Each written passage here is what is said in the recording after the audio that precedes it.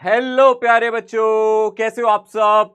आप सभी का स्वागत है पीडब्ल्यू पे। मैं आपका टीचर, आपका दोस्त, आपके फिजिक्स का, आपके नीट का हमसफर जगजोत सर आप लोगों के सामने आज हाजिर हूं यहां पे इंट्रोडक्शन ऑफ करंट इलेक्ट्रिसिटी लेके। सो आज स्टूडेंट लेक्चर नंबर 1 है, यानी कि आज इस चैप्टर का इंट्रोडक्शन है। लेक्चर नंबर 1 करंट इलेक्ट्रिसिटी आज हम लोग स्टार्ट कर रहे हैं। सो स्टूडेंट्स, इंट्रोडक्शन मतलब आज ये चैप्टर स्टार्ट होगा। आज हम इस चैप्टर का पूरा बेस पढ़ेंगे। क्या इस चैप्टर में हम लोगों को डिस्कस करना है, क्या इंपॉर्टेंट है, क्या क्या रेलिवेंट चीजें इस चैप्टर से आप लोगों के एग्जामिनेशन में आती है, कितना इंपॉर्टेंट ये चैप्टर आपके एग्जामिनेशन पॉइंट ऑफ व्यू से है। सो स्टूडेंट, बहुत इंपॉर्टेंट कहूंगा मैं इस चैप्टर को, क्योंकि ये जो करंट है ना, इलेक्ट्रिक करंट, ये कॉन्सेप्ट बहुत इंपॉर्टेंट है। इसको समझना बहुत जरूरी है। करंट है क्या, ये बनता कैसे है, या फिर इसकी यूनिट क्या है, ये कैसी क्वांटिटी है, इन सभी पे चर्चा करी जाएंगी आज, राइट। इसके अलावा आप लोग ये भी देखेंगे, जो हमारी अगली यूनिट आएगी जिसमें हम मैग्नेट वगैरह के बारे में पढ़ेंगे, वहां भी आप करंट से पीछा नहीं छुड़वा सकते, क्योंकि वहां पे भी हम इलेक्ट्रिक करंट के ही मैग्नेटिक इफेक्ट के बारे में चर्चा करते हैं। यानी कि जहां से अब ये करंट स्टार्ट होता है, यहां से काफी चीजें स्टार्ट होती है। कैपेसिटेंस के अंदर भी हम लोगों को काफी चीजें हैं जो करंट के थ्रू समझ में आती हैं। करंट कैसे फ्लो होता है, किस कंडीशन में फ्लो होता है, ये समझना बहुत जरूरी है। इलेक्ट्रोस्टैटिक्स में हम लोगों ने चार्जेस के बारे में पढ़ा था। वहां पे चार्जेस रेस्ट पे होते थे, मूव नहीं कर रहे थे, रुके हुए थे अपनी जगह पे, एकदम चिपके हुए थे अपनी जगह पे, एकदम स्टेबल तरीके से बैठे हुए थे, वो इधर से उधर नहीं जा रहे थे। इसलिए हमने कहा था इलेक्ट्रोस्टैटिक्स। स्टैटिक्स मतलब रुके हुए, रेस्ट पे। अब यहां पे डायनेमिक स्टार्ट हो गया इलेक्ट्रो का, यानी कि इलेक्ट्रोडायनेमिक्स भी कह सकते हैं। यानी कि यहां पे चार्जेस का मूवमेंट है, और चार्जेस का जब मूवमेंट होगा तो एक नई क्वांटिटी बनेगी, वो है इलेक्ट्रिक करंट। तो यहां पे हम लोगों को जो डिस्कशन करना है वो इलेक्ट्रिक करंट के बारे में करना है। सो शुरू करेंगे आज का ये लेक्चर। आज हम इसको बेसिकली देखो, फर्स्ट लेक्चर हमेशा किसी भी चैप्टर का इंट्रोडक्टरी लेक्चर क्यों कहलाता है, क्योंकि यहाँ पे हम लोगों को पहले समझना पड़ता है, एक माहौल बनाना पड़ता है। क्योंकि आने वाले लेक्चर्स में ये पहले लेक्चर का जो फील है ना, जो बेस है, वो बहुत काम आता है। क्योंकि जब एक बार चैप्टर स्टार्ट हो जाता है, फिर तो हम एक बार गाड़ी पे बैठ गए, फिर तो गाड़ी चल रही है, अपनी रफ्तार पकड़ ही लेगी। पर शुरुआत में हमें इसका मतलब समझना पड़ेगा, हम क्या चीजें पढ़ने वाले हैं और क्यों पढ़ने वाले हैं।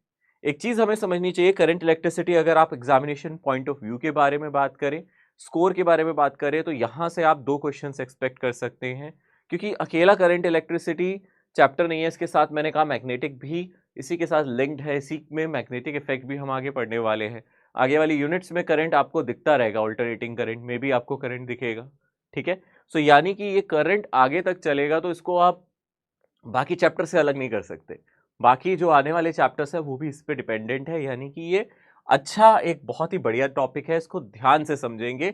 अगर इससे पहले आपके बेसिक्स इतने अच्छे नहीं रहे हैं इस चैप्टर को लेके, तो ये सही समय है अपने बेस को भी मजबूत बनाने का। तो आज का जो लेक्चर है काफी बेसिक तरीके से मैं लेके चलूंगा और चीजें समझाऊंगा। तो शुरू करेंगे आज के इस लेक्चर में सबसे पहले करंट के बारे में एंड डेंसिटी। यहाँ डेंसिटी का मतलब है करंट डेंसिटी, इसके बारे में आज हम लोग चर्चा करेंगे।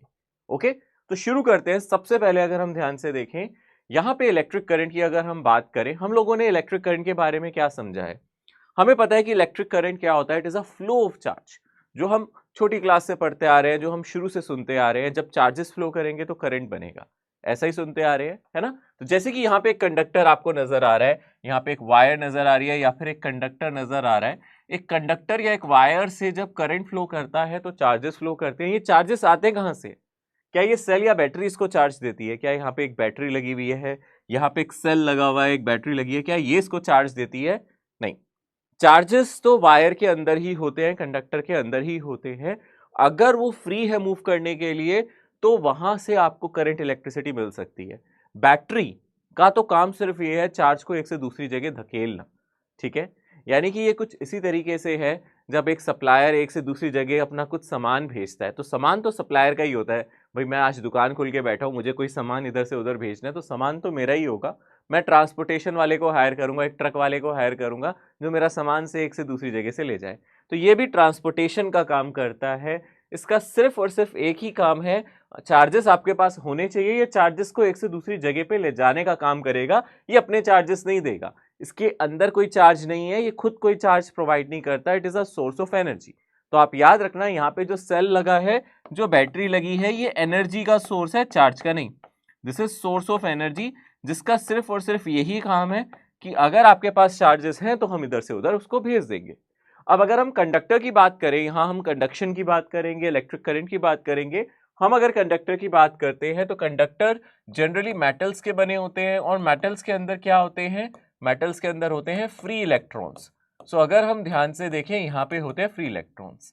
सो हम लोगों ने पढ़ा था इलेक्ट्रोस्टैटिक्स में, फंडामेंटल चार्ज पार्टिकल इलेक्ट्रॉन्स होते हैं, हमने पढ़ा था ना, इलेक्ट्रॉन्स होते हैं और प्रोटॉन्स होते हैं। बट प्रोटॉन तो फिक्स होते हैं एक एटम के अंदर, वो न्यूक्लियस के अंदर बैठे आराम कर रहे हैं, आराम फरमा रहे हैं, वो कहीं नहीं जाते, वो एकदम आलसी हैं, वो अपनी जगह से नहीं हिलते, वो न्यूक्लियस के अंदर बैठे हैं, अपने घर के अंदर आराम से बैठे हैं, वो बाहर नहीं निकलते। जो यहाँ पे हार्ड वर्किंग है वो है इलेक्ट्रॉन, क्योंकि वो काम करते हैं यहाँ पे, आप ये कह सकते हो वो एक से दूसरी जगह ट्रैवल करते हैं, वो बहुत मेहनती है इलेक्ट्रॉन। एटम के अंदर जो प्रोटॉन न्यूट्रॉन है ना, बहुत ही कसम से भाई बहुत ही ज़्यादा आलसी किस्म के लोग हैं, वो न्यूक्लियस के अंदर बैठे रहते हैं, इधर से उधर नहीं जाते। इलेक्ट्रॉन बहुत हार्ड वर्किंग है, वो इधर से उधर उसकी शेल में रिवॉल्व करता रहता है, करता रहा इलेक्ट्रॉन। एटम में इलेक्ट्रॉन ही तो रिवॉल्व करता है न्यूक्लियस के अराउंड। और फ्री इलेक्ट्रॉन्स वो होते हैं जो बहुत कम अट्रैक्टेड होते हैं न्यूक्लियस से, यानी कि वो फ्री टू मूव होते हैं एक एटम से दूसरे एटम। तो यानी कि अगर हम बात करें यहाँ पे कंडक्टर्स के अंदर फ्री इलेक्ट्रॉन्स होते हैं, और फ्री इलेक्ट्रॉन्स की अगर हम बात करें, free electrons are free to move. Free क्यों कहते हैं इसको, ऐसा क्या है भैया, ये फ्री में मिल रहे हैं क्या? नहीं, ये फ्री में नहीं मिल रहे, इनका मतलब क्या है, ये एक एटम से दूसरे एटम पे ट्रैवल कर सकते हैं। याद रखेंगे, ये फ्री है, इसका मतलब ये नहीं है ये बाजार से जाके फ्री में ले आओगे, अरे भाई वो वाला फ्री नहीं है। यहाँ पे फ्री का मतलब है ये एक से दूसरे एटम में टाप सकते हैं। कोई एटम क्लेम नहीं कर रहा है मेरा है, वो एक से दूसरे में, दूसरे से तीसरे में, यानी कि they take participate in conduction process, they travel from one to another atom. Free electron की अगर हम बात करें, आर फ्री टू मूव, ठीक है, अलोंग दी मटीरियल। तो जो भी हमारा अलोंग दी मटीरियल, जो भी हमारा मटीरियल है या फिर कंडक्टर है, उसमें ये फ्रीली मूव कर सकता है, एक एटम से दूसरे एटम पे जा सकता है, इसलिए इसको फ्री इलेक्ट्रॉन कहते हैं। यानी कि अगर हम ध्यान से देखें तो हमें इतनी चीज समझ में आती है कि अगर हमारे पास कोई कंडक्टर है तो फ्री इलेक्ट्रॉन ऑलरेडी है। अब भैया ये बैटरी कहेगी मेरे तो काम यही है, मुझे तो आपने लगाया है इसलिए कि मैं एक से दूसरी जगह पे क्या कर सकूं, एक से दूसरी जगह पे क्या कर सकूं, इलेक्ट्रॉन्स को मूव करा सकूं, चार्जेस को मूव करा सकूं। ये बैटरी है, यहाँ पे दो टर्मिनल आपको नजर आ रहे हैं, अभी हम इसके बारे में भी डिटेल में डिस्कशन करेंगे, बट अभी के लिए आप समझना ये सेल या बैटरी है, इसको आप इस तरीके से भी बना सकते हैं, है ना। जब हम इस तरीके से सिंबल बनाते हैं इसका, सेल का या बैटरी का, जब हम इस तरीके से सिंबल बनाते हैं तो इसको पॉजिटिव टर्मिनल कहते हैं, इसको नेगेटिव। बट जैसे आप लोग बाजार से सेल देखते हो ना, जो आपके टॉर्च के अंदर होता है, आपके रिमोट के अंदर होता है, वो छोटे वाला सेल जो हम देखते हैं, उसमें जो ये वाली साइड होती है उभरी भी, जो बाहर मोटा मोटा सा साइड से होता है ना, एक साइड से तो बिल्कुल फ्लैट होता है, पर एक साइड इसकी उभरी सी होती है, यहाँ कैप सा लगा होता है, ये इसका पॉजिटिव टर्मिनल होता है, ये नेगेटिव। पॉजिटिव टर्मिनल का मतलब इसको आप कहोगे हाई पोटेंशियल, और इसको आप बोलोगे लो पोटेंशियल। तो एक पोटेंशियल इसका हाई है, एक पोटेंशियल इसका लो है। पॉजिटिव का मतलब हाई, नेगेटिव का मतलब लो, ठीक है ना। पॉजिटिव का मतलब हाई, नेगेटिव का मतलब लो। तो ये सेल क्या करता है, इसके इलेक्ट्रॉन्स को, जो कि इलेक्ट्रॉन्स इस पे नेगेटिवली चार्ज हैं, मान लेते हैं ये मैंने येलो कलर से जो कंसीडर करें ये इलेक्ट्रॉन्स है, और जो रेड कलर से करें प्रोटॉन्स है, क्या मूव करेंगे या इलेक्ट्रॉन्स या protons? Definitely electrons, they are free to move, electrons freely move कर सकते हैं, प्रोटॉन्स नहीं। तो यानी कि यहाँ पे जो मेरे इलेक्ट्रॉन्स हैं वो मूव करेंगे, और उनका मूवमेंट कहाँ होगा, जहाँ पे ये पॉजिटिव टर्मिनल लगा है, यानी कि ये सरफेस मेरी कुछ पॉजिटिवली हो गई, तो ये इलेक्ट्रॉन्स इस डायरेक्शन में मूव करेंगे, तो इलेक्ट्रॉन्स पे एक फोर्स लगेगा, वो लेफ्ट डायरेक्शन में मूव करने की कोशिश करेंगे। वो कहाँ मूव करने की कोशिश करेंगे, इस डायरेक्शन में। तो इलेक्ट्रॉन का फ्लो इधर होगा, तो इलेक्ट्रॉन जाएगा ऐसे ऐसे ऐसे, इलेक्ट्रॉन जाएगा यहाँ पे, फिर इलेक्ट्रॉन जाएगा ऐसे, फिर इलेक्ट्रॉन जाएगा ऐसे, और इलेक्ट्रॉन यहाँ पॉजिटिव टर्मिनल में एंटर कर जाएगा और यहाँ से घूमेगा। ये तब होगा जब आप स्विच को क्लोज कर दोगे, बिना क्लोज करे नहीं होगा, आपको सर्किट को क्लोज करना पड़ेगा तब जाके ये होगा, है ना। तब आपको ये स्विच क्लोज करना पड़ेगा, अगर आपने स्विच को क्लोज किया तब जाके सर्किट में ऐसे करंट फ्लो करेगा, अदरवाइज नहीं। तो सर्किट में करंट फ्लो करने की कंडीशन है सर्किट कंप्लीट होना चाहिए, क्लोज होना चाहिए। तो यानी कि क्लोज सर्किट का मतलब है यहाँ से कहीं ब्रेक नहीं होना चाहिए, वायर में टूटी नहीं होनी चाहिए। ये स्विच लगा रखा है, आपको इसको क्लोज करना पड़ेगा, तो इलेक्ट्रॉन यहां से जाएगा, फिर यहां पे जाएगा, इधर जाएगा, और इस तरीके से ये यहां से यहां घूमता रहेगा इस सर्किट के अंदर। तो ये इलेक्ट्रॉन का फ्लो है। तो अगर आप ध्यान से देखोगे इलेक्ट्रॉन कैसे फ्लो कर रहे हैं, अगर आप ध्यान से देखोगे यहाँ पे आप देख सकते हो, इसको आप कह सकते हो यहाँ पे पॉजिटिव चार्ज आ गया तो हाई, है ना, इसको आप बोलोगे हाई, और यहाँ पे क्या आ गया, नेगेटिव चार्ज से कनेक्टेड है, यहाँ पे ये क्या आ गया, ये नेगेटिवली चार्ज है, तो ये लो पोटेंशियल है। तो आप देख सकते हो इलेक्ट्रॉन कहां से कहां फ्लो कर रहे हैं, लो से हाई पोटेंशियल की तरफ, है ना। इलेक्ट्रॉन कहां से कहां फ्लो कर रहे हैं, लो से हाई, यानी कि लो टर्मिनल से इलेक्ट्रॉन निकलते हैं, हाई टर्मिनल में एंटर करते हैं। लो से इलेक्ट्रॉन निकलते हैं, हाई में एंटर होते हैं, यानी कि लो टर्मिनल ऑफ बैटरी से इलेक्ट्रॉन का निकलना और हाई टर्मिनल में एंटर होना, ये आपको यहां से नजर आ सकता है। हाई टर्मिनल इलेक्ट्रॉन को अपनी तरफ अट्रैक्ट कर रहा है, ठीक है ना। सो अगर आप ध्यान से देखोगे यहां आप क्लियरली कह सकते हो, यहाँ पे इलेक्ट्रॉन्स जो फ्लो करेंगे इस सर्किट में, आप देख सकते हो इलेक्ट्रॉन्स फ्लो फ्रॉम, ठीक है ना, electrons flow from low terminal of cell. कहां से फ्लो कर रहे हैं ये, low terminal of cell to high terminal, low terminal से हाई टर्मिनल की तरफ फ्लो कर रहे हैं। हाई टर्मिनल का मतलब पॉजिटिव, लो टर्मिनल का मतलब नेगेटिव टर्मिनल, ठीक है ना। तो मैंने यहां से दिखा दिया लो टर्मिनल क्या है और हाई टर्मिनल क्या है यहाँ पे। तो इलेक्ट्रॉन का फ्लो कुछ इस तरीके से नजर आ रहा है, बट इसको बोलते हैं इलेक्ट्रॉनिक करंट। यहां से जो करंट बन रहा है इलेक्ट्रॉन के फ्लो से, इसी करंट को हम इलेक्ट्रॉनिक करंट का भी नाम देते हैं। कई बुक्स में इसको इलेक्ट्रॉन फ्लो को ही कहता है इलेक्ट्रॉनिक करंट। इलेक्ट्रॉन जिस डायरेक्शन में जा रहा है उसको इलेक्ट्रॉनिक करंट कह देते हैं, ठीक है ना। But this is not the current, जो हम सिंपली करंट वर्ड यूज करते हैं वो ये नहीं है, ये तो कुछ उल्टा ही है उससे। जो हम लोग बोलते हैं करंट, यानी कि अगर मैं करंट देखूं वो जा रहा है आपका हाई से लो, इलेक्ट्रॉन जरूर यहां से यहां जा रहे हैं, बट जो डायरेक्शन ऑफ करंट होती है that is opposite two electron. Electronic current यहां जा रहा है तो करंट यहां जाएगा। इसी करंट को आप सिर्फ करंट कह सकते हो या फिर कन्वेंशनल करंट भी बोलते हैं इसको, ठीक है ना। इसी को आप करंट बोलो खाली या फिर कन्वेंशनल करंट बोलो, एक ही बात है। बट आप देखोगे ज्यादातर हम क्वेश्चंस में सिर्फ करंट वर्ड यूज करेंगे, तो आप समझ जाना कन्वेंशनल करंट ही कह रहे हैं, है ना। तो यानी कि इलेक्ट्रॉन की डायरेक्शन से अपोजिट, यानी कि डायरेक्शन ऑफ कन्वेंशनल करंट है, ठीक है। तो आप कह सकते हो direction of conventional current, direction of conventional current, यहां डायरेक्शन क्या है कन्वेंशनल करंट की, is from high terminal to low terminal.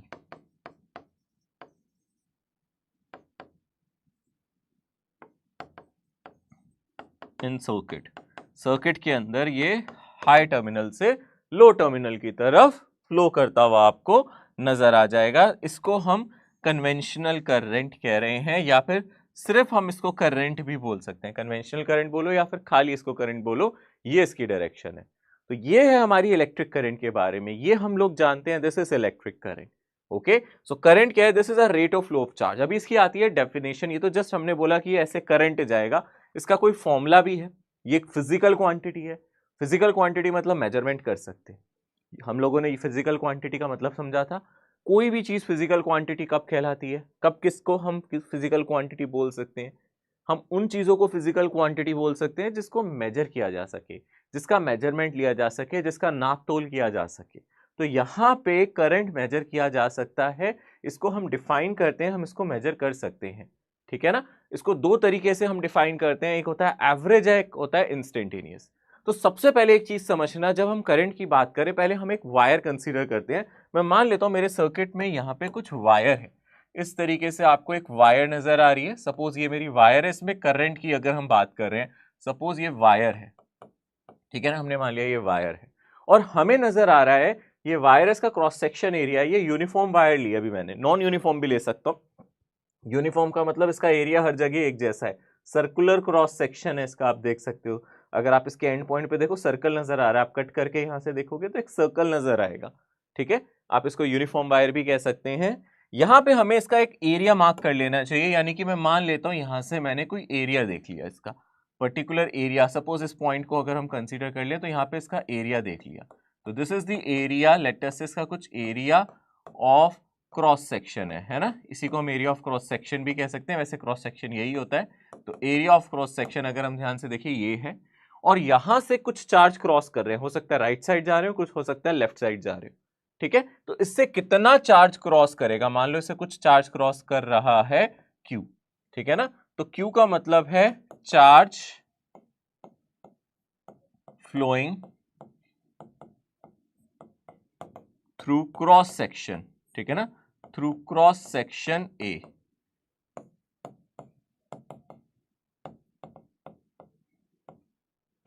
तो यहां से कितना चार्ज फ्लो कर रहा है किसी क्रॉस सेक्शन एरिया ए से, हमने मान लिया जैसे Q, ठीक है। तो यहां से हम डिफाइन कर सकते हैं average current.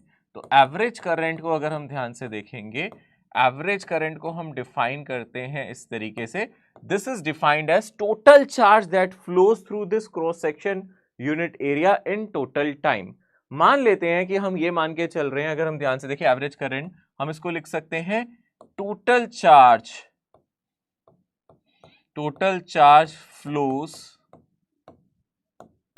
Through area, through some area, है ना, कोई एक फिक्स एरिया ले लिया, थ्रू सम एरिया, जैसे कि हमने यहां पे कोई एरिया ले लिया, इससे कितना चार्ज फ्लो कर रहा है इन टोटल टाइम, कि टोटल टाइम में जितना चार्ज फ्लो करेगा, हम बस चार्ज को टाइम से डिवाइड कर दे तो हमें क्या मिल जाएगा, करंट मिल जाएगा। This is defined as average current. यानी कि अगर आप आई एवरेज की अगर आप बात कर रहे हो, एवरेज करंट यानी कि आई एवरेज की बात कर रहे हो, आप स्मॉल आई से भी लिख सकते हो, कैपिटल आई से भी लिख सकते हो, ऐसे भी लिख सकते हो आई एवरेज, आप इस तरीके से भी लिख सकते हो आई एवरेज, या फिर कभी कभी इस तरीके से लिखा जाता है, ठीक है ना। तो ये तीनों ही सिंबल एवरेज करंट के हैं। आप ऐसे भी लिख सकते हो, आई सब्सक्रिप्ट में एवरेज लिख सकते हो, या फिर ये ब्रैकेट लगा सकते हो, है ना, इस तरीके से इसको क्लोज कर सकते हो। ये तीनों ही मैंने नोटेशन एवरेज करंट की लिखी है। इसका फॉर्मूला है जो टोटल चार्ज जा रहा है।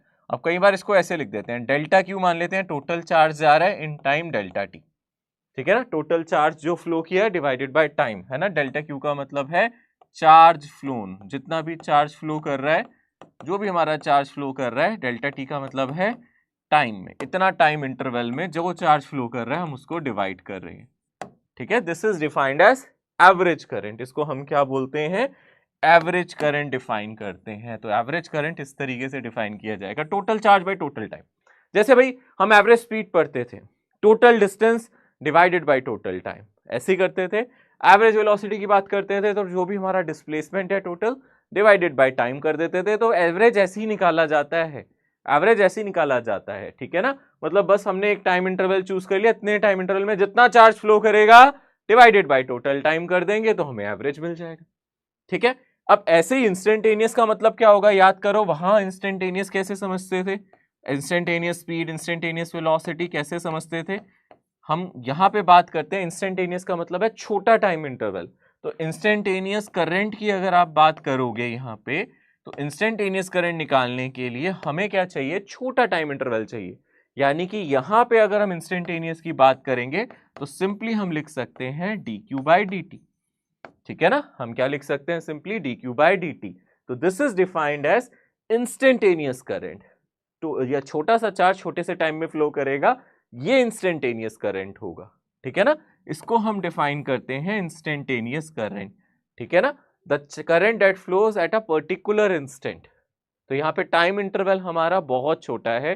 जैसे एवरेज स्पीड में, एवरेज वेलोसिटी में डिफरेंशिएशन करते थे, तो यहाँ भी ऐसे ही करेंगे। यानी कि here differentiation is required, here differentiation is required, यहाँ डिफरेंशिएशन हमें करना पड़ेगा, ऊपर नहीं करना पड़ रहा था, इसमें करना पड़ेगा।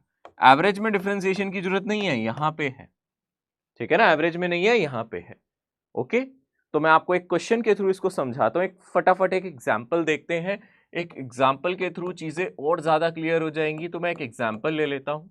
मान लो आपको charge as a function of time दे दे, सपोज आपको गिवन हो, सपोज आपको क्वेश्चन में क्या गिवन हो, charge as a function of time, ठीक है ना, चार्ज टाइम पे कैसे डिपेंड कर रहा है, q as a function of time दे दे, ठीक है ना, इस तरीके से किसी क्वेश्चन में दे दे, this is charge flowing through a cross section area in time t, ये हमें दे दे, मान लो ये दे रखा है 2t square minus 3t plus 1। Charge की ऐसा यूनिट क्या होती है, कूलम, ठीक है। करंट की हम लोग जानते हैं ना, ये तो यूनिट डायमेंशन में भी पढ़ी है। ऐसा यूनिट क्या है करंट की, जानते हो ना, ये तो सब जानते हैं, इसकी ऐसा यूनिट तो पता है ना, ये फंडामेंटल सिस्टम में आती है। ये ए है एम्पेयर, है ना, इसकी जो हम एसआई यूनिट की बात करते हैं वो है एम्पेयर, है ना, इसको हम कैपिटल ए कहते हैं। चार्ज की होती है कूलम, इसकी होती है एम्पेयर। ओके, एम्पेयर का और कुछ मतलब नहीं है, इसका मतलब है जो भी हमारा कूलम पर यूनिट टाइम है इसी को हम एम्पेयर कहते हैं, राइट। सो अगर हम ध्यान से देखें यहाँ पे ये हमारा कुछ चार्ज है, ये कूलम्स में दिया हुआ है, इतना चार्ज हमारा कूलम है। अब आपसे दो चीजें पूछी जा सकती हैं, मैं दोनों चीजें निकालता हूं। सपोज पहले क्वेश्चन में क्या पूछा है, पहला क्वेश्चन यहाँ पे दिया है फाइंड यहाँ पे दिया हुआ है करंट फ्लोइंग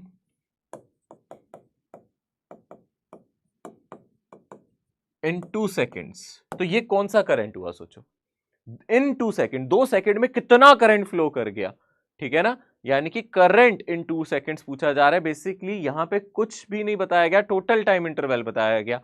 जब वर्ड यूज करें इन 2 सेकेंड्स, है ना, तो यानी कि यहां पे हम लोग से जो पूछा जा रहा है वो पूछा जा रहा है एवरेज करंट, यानी कि यहां से जब आप इसका सॉल्यूशन करोगे तो आपको समझना पड़ेगा यहां से वो डिमांड कर रहा है एवरेज करंट की। तो एवरेज करंट का फॉर्मूला क्या था, हमने देखा था कुछ delta Q divided by delta T. अब डेल्टा क्यू का मतलब क्या है, यहां पे हमें चार्ज निकालना पड़ेगा 2 सेकेंड्स में, माइनस जो चार्ज फ्लो कर रहा है 0 सेकेंड में, डिवाइडेड बाय 2 माइनस 0, ये फॉर्मूला यूज करना पड़ेगा। Charge flowing in 2 second, charge flowing in 0 second, divided by 2 minus 0। अब Q2 कैसे निकालेंगे, सोचो Q2 कैसे निकालेंगे। Q2 निकालने का तरीका क्या है, जो इक्वेशन दे रखी है वहां t की जगह 2 डाल दो। देखो यहाँ QT है ना, यहाँ Q2 है, तो t की जगह 2 डाल दो पूरी इक्वेशन में। कितना आ जाएगा, यहाँ t की जगह 2 डालो तो 2 इंटू 2 का स्क्वायर माइनस 3 इंटू 2 प्लस 1, ठीक है। तो ये मेरा क्या आ गया Q2। अब इसमें से क्या माइनस करना है, Q0, यानी कि t की जगह 0 दोनों जगह डाल दोगे तो यहां से कितना आ जाएगा 0 माइनस 0 प्लस 1 और डिवाइडेड बाय 2 माइनस 0, ठीक है ना। डिवाइडेड बाय क्या है यहाँ पे देख सकते हैं हम 2 माइनस 0। अब आप देखोगे यहां से कितना आ जाएगा 4 इंटू 2 8, ठीक है ना, माइनस 3 इंटू 2 6 प्लस 1 और यहां से आ जाएगा माइनस 1 डिवाइडेड बाय 2, तो यहां से 1 से 1 कट जाएगा तो ये आ जाएगा 2 डिवाइडेड बाय 2, यानी कि आ जाएगा 1 एम्पियर, ठीक है। ये मेरा एवरेज करंट हो गया, सिंपल है। एवरेज करंट निकालने के लिए हमें निकालना था, charge as a function of time दिया है तो हमें निकालना था 2 सेकंड में कितना चार्ज फ्लो किया, 0 सेकंड में कितना चार्ज फ्लो किया, डिवाइड बाय टाइम। देखो इन रियलिटी अगर हम बोलते हैं करंट फ्लो कर रहा है उसका कुछ मतलब नहीं होता। Actually current is a flow of charge, current है rate of flow of charge. देखा जाए करंट को ही हम डिफाइन करते हैं, this is defined as rate of flow of charge. तो यहाँ पे जो चार्ज का रेट है उसी को करंट बोल रहे हैं, तो चार्ज फ्लो कर रहा है तो 2 एम्पियर करंट यहाँ पे 1 एम्पियर करंट आपका बनेगा इन 2 सेकेंड्स। अगर हम बात करें this is the average current. अगर इतना चार्ज फ्लो कर जाएगा, कितना चार्ज फ्लो कर जाएगा आप देख सकते हो 2 सेकेंड में आपका कितना चार्ज फ्लो कर जाएगा Q2 माइनस Q0। तो हमने यहाँ पे जब कैलकुलेट किया तो ये कितना आ गया हमारा 1 एम्पियर आ गया। 2 कूलम चार्ज फ्लो किया है 2 सेकेंड्स में, देखा जाए तो ये हो गया हमारा एवरेज। अब आपसे बोले इंस्टेंटेनियस कैलकुलेट करो यहाँ पे, तो इंस्टेंटेनियस कैसे कैलकुलेट कर सकते हैं यहाँ पे। अब अगर हम यहाँ पे इंस्टेंटेनियस निकालें, फाइंड इंस्टेंटेनियस या फिर सिर्फ इतना लिखा जाए फाइंड करंट एट 2 सेकेंड, तो आप देख सकते हो यहाँ पे ये वर्ड यूज करा जा रहा है, मतलब वो प्रिसाइसली बताने की कोशिश कर रहा है कि मुझे 2 सेकेंड पर कितना करंट है वो जानना है। यानी उस इंस्टेंट पे, वो 2 सेकेंड वाला जो इंस्टेंट है ना उस पे मैं जानना चाहता हूं कि कितना करंट जा रहा है एट 2 सेकेंड वो बोल रहा है। तो यानी कि यहां पे डिफरेंशिएशन करना पड़ेगा बाबा। यहां पे अगर आप इसका सॉल्यूशन लिखोगे तो हमें क्या करना पड़ेगा, डिफरेंशिएशन, यानी कि यहाँ पे I निकालने के लिए मुझे dq बाई dt की जरूरत है। आप डिफरेंशिएशन जानते हो इसका कितना आ जाएगा 4t, है ना, माइनस 3, यही आ जाएगा। ये आ गया हमारा एम्पियर में। दिस इज इंस्टेंटेनियस करंट, यानी कि यहाँ current as a function of time मिल गया, हर समय पे अलग करंट है, टाइम बदलो करंट बदल जाएगा। दिस इज इंस्टेंटेनियस करंट, हर समय पे अलग करंट जा रहा है, टाइम बदलो करंट बदल जाएगा, यहाँ से दिख रहा है। तो अगर आपसे यहाँ से पूछा जाए इंस्टेंटेनियस करंट एट कितने टाइम बोल रहा है 2 सेकेंड, यानी कि यहाँ पे टाइम को डाल दो 2 माइनस 3, तो यहाँ से आ जाएगा 8 माइनस 3, कितना आ जाएगा 8 - 3 यानी कि 5 एम्पियर। तो यहां से आपका जो करंट आ जाएगा वो आ जाएगा आपका 5 एम्पियर। ठीक है, so this is the current as a function of time.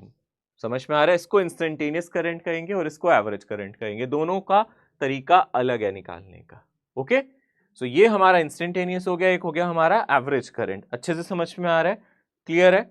याद रखो यहां पे जब हमने इंस्टेंटेनियस करंट की बात की थी तो यहां डिफरेंशिएशन था इन्वॉल्व, तो this is actually the slope. आप इसको स्लोप भी कह सकते हो, यानी कि ये किसका स्लोप है आप देख सकते हो, यहां पे आप देख सकते हो किसका स्लोप है, स्लोप ऑफ चार्ज, है ना। तो इंस्टेंटेनियस करंट एक तरीके से किसका स्लोप है, चार्ज का है। तो यानी कि अगर हम ध्यान से देखेंगे, मैं यहाँ पे लिख देता हूं फिर हम इसके क्वेश्चंस भी देख लेंगे। अगर हम ध्यान से देखें, हम यहाँ पे इसको बोल सकते हैं instantaneous current is nothing but slope of, ये क्या होगा, स्लोप ऑफ QT, है ना, charge time curve. Charge time curve का जो स्लोप है वो इंस्टेंटेनियस करंट आएगा। ठीक है, क्लियर है? ये बात समझ में आ गई? ओके, एक सेकेंड, जरा हम सबसे पहले यहाँ पे इसको कुछ क्वेश्चंस देख लेते हैं, इससे रिक्वायर्ड जो चीजें वो भी देख लेते हैं। Slope of charge time curve, यानी कि हमें अब पता चल गया चार्ज टाइम कर्व का स्लोप हमें क्या देगा, हमें पता है ना इसका स्लोप क्या देगा, स्लोप ऑफ, अभी तो हमने देखा चार्ज वर्सेस टाइम कर्व, ये हमें क्या देगा, ये हमें देगा इंस्टेंटेनियस करंट। ठीक है ना, ये हमें क्या देगा, इंस्टेंटेनियस करंट की वैल्यू हमें देगा। ओके, फॉर एग्जाम्पल आपको कोई भी कर्व दिया जाए इस तरीके से, सपोज आपको कोई भी कर्व दे दिया जाए लाइक दिस, ठीक है, ये हम लोगों को दिया चार्ज वर्सेस टाइम, इस तरीके से हमें दिया है। तो आपको ये बताना है, ऐसा बोल सकता है आपको कि भाई ये इस तरीके से जा रहा है ना, और ये ऐसे जा रहा है। ठीक है, तो ये हमारा कोई कर्व दे दिया, इस तरीके से हमें कर्व दे दिया, और मान लेते हैं यहां से हमें टाइम दे दिया, ये हमें दे दिया 2 सेकेंड और ये टाइम हमें दे दिया 6 सेकेंड। ये ऊपर वाला कर्व दिया और ये टाइम हमें दे दिया, और यहाँ पे हमें चार्ज दे रखा है 6 कूलम। ठीक है, तो यहाँ पे हमें क्या चार्ज दे रखा है, 6 कूलम। तो सबसे पहले अगर आप इस कर्व को ऑब्जर्व करो तो एक चीज ध्यान से रखना, 0 से 2 सेकेंड में charge as a function of time एक लीनियर ग्राफ है। ये लीनियर ग्राफ हमें क्या बता रहा है, ये लीनियर ग्राफ ये बता रहा है कि यहां तक स्लोप कांस्टेंट है ना। आप देख सकते हो इनके फर्स्ट 2 सेकेंड में, इन फर्स्ट 2 सेकेंड अगर आप इस ग्राफ को देख रहे हो तो आपको क्या समझ में आ रहा है, in first 2 second graph is linear. ठीक है ना, ग्राफ इज लीनियर, देखो ध्यान से, है ना, लीनियर का मतलब है स्ट्रेट लाइन आ रहा है, एकदम स्ट्रेट लाइन आ रहा है, यानी कि जो मेरा चार्ज है वो प्रोपोर्शनल है टाइम के, यानी कि इसका जो स्लोप है वो कांस्टेंट है। यहाँ पे स्लोप कितना है, फर्स्ट 2 सेकेंड में स्लोप क्या है, कांस्टेंट है। और इतना याद रखना, जब स्लोप कांस्टेंट होता है तो dq/dt या Δq/Δt एक ही बात है, यानी कि इस केस में मैं बोल सकता हूं चाहे मैं dq/dt निकालूं या ΔQ/Δt निकालूं वो सेम रहेगा, यानी कि यहां पे instantaneous current is same as, यहां पे आप बोल सकते हो इंस्टेंटेनियस करंट सेम है किसके जैसा है, एवरेज करंट, क्योंकि यहाँ पे कांस्टेंट स्लोप है। जब भी कांस्टेंट स्लोप हो इंस्टेंटेनियस करंट और एवरेज करंट दोनों क्या होते हैं, सेम होते हैं, याद रखना। ठीक है ना, जहां पे आपका स्लोप कांस्टेंट हो आप क्लियरली ये कह सकते हो। तो शुरू के 2 सेकंड में ये बात आप आराम से कह सकते हो, 0 से 2 सेकंड के बीच में इंस्टेंटेनियस करंट एवरेज करंट एक जैसा है। ठीक है, तो अगर आपसे मैं बोलूं, जैसे मान लो यहाँ क्वेश्चन आ जाए, आपके सामने क्वेश्चन आ जाए, क्वेश्चन ये है फाइंड, ठीक है ना, क्वेश्चन क्या है, फाइंड करंट एट 1 सेकेंड। मान लो 1 सेकेंड पे पूछा है, तो 1 सेकेंड कहां लाई करेगा, आप जानते हो यहां लाई करेगा। तो यहां पे आपसे पूछ रहा है कि यहां पे कितना करंट होगा, तो उसके लिए आपको क्या करना है, आपको पता है इसका स्लोप चाहिए, मतलब मैं स्लोप निकालने के लिए डिफरेंशिएशन भी कर सकता हूं, है ना। इसने एट 1 सेकेंड पूछा यानी इंस्टेंटेनियस पूछा, बट आपको पता है यहाँ इंस्टेंटेनियस और एवरेज सेम है, क्योंकि इस पूरे रीजन में इंस्टेंटेनियस और एवरेज सेम है 0 से 2 सेकेंड के बीच में। तो आपसे बोला गया फाइंड करंट एट 1 सेकेंड, पूछा इंस्टेंटेनियस क्या है, बट आप यहाँ एवरेज निकालोगे तो इंस्टेंटेनियस करंट ही आएगा। भाई इंस्टेंटेनियस करंट के लिए, करंट निकालने के लिए हमें डिफरेंशिएशन की जरूरत होती है, बट उसके लिए charge as a function of time कोई इक्वेशन भी तो चाहिए। जैसे कि पिछले क्वेश्चन में एक इक्वेशन आ रही थी तो हम लोग बहुत आसानी से कर पा रहे थे, जब हमें charge as a function of time दे रहा था तो हम इसको बहुत आराम से सॉल्व कर पा रहे थे, बट इस केस में तो ऐसी कोई इक्वेशन है नहीं। तो ऐसे केस में हम इसकी एवरेज करंट निकाल लेंगे, वो इंस्टेंटेनियस के बराबर ही होगा। और एवरेज कैसे निकालेंगे? 0 से 2 सेकंड के बीच में स्ट्रेट लाइन ग्राफ है ना, कैसे निकालेंगे? यहाँ पे हम लोग सिंपली निकाल सकते हैं, मेरा जो भी एवरेज करंट है वो इंस्टेंटेनियस करंट होगा, और उसको निकालने के लिए हम डेल्टा क्यू यानी कि चेंज इन चार्ज, पहले इनिशियल चार्ज 0 था, फाइनल चार्ज 6 है, यानी कि हमें delta Q divided by delta T कर लेना चाहिए। Final charge minus initial charge, final time minus initial time. Final charge देखो, आप देख सकते हो फाइनली ये वैल्यू है, इनिशियली चार्ज 0 था, फाइनल टाइम 2 सेकेंड है, इनिशियल टाइम 0 था, यानी कि ये आ गया मेरा 3 एम्पियर। तो आप देख सकते हो एवरेज करंट या इंस्टेंटेनियस करंट यहाँ 3 एम्पियर आएगा, ठीक है ना। यहाँ पे एवरेज करंट और इंस्टेंटेनियस करंट 3 एम्पियर ही आएगा। ये हमारा पहला क्वेश्चन हो गया। यहाँ से आप देख सकते हो इस तरीके के कोई सवाल पूछ सकता है आपसे। और क्या हो सकता है अगर हम ध्यान से देखेंगे, 2 से 6 सेकंड में क्या होगा?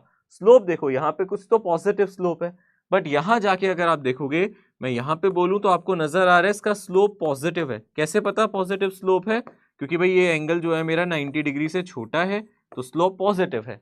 बट अगर आप यहां जाओगे तो ये पैरेलल हो गया, देख सकते हो एक्स एक्सिस के, यानी कि 2 से 6 सेकेंड। अगर हम ध्यान से देखेंगे, इन 2 to 6 सेकेंड, 2 से 6 सेकेंड के बीच में अगर आपसे बात करें तो आप क्या बोल सकते हो? Slope is 0। तो जैसे ही आपका स्लोप 0 होगा, आप बोल सकते हो आपका इंस्टेंटेनियस करंट क्या हो जाएगा? 0। तो यानी कि आपसे क्वेश्चन पूछा जा सकता है इंस्टेंटेनियस करंट 0 कहां है, तो आप कहोगे जहां इसका स्लोप 0 हो रहा है वहां इंस्टेंटेनियस करंट क्या है? 0 है। मान लो थोड़ा सा कर्व्ड ग्राफ दे देता, इस तरीके से कोई ग्राफ दे देता, एग्जाम्पल के तौर पे आप ये भी देख सकते हो। मान लो this is a graph between again charge versus time, और कुछ आपको कर्व दे रहा है वो कुछ इस तरीके से, लाइक दिस, ठीक है ना।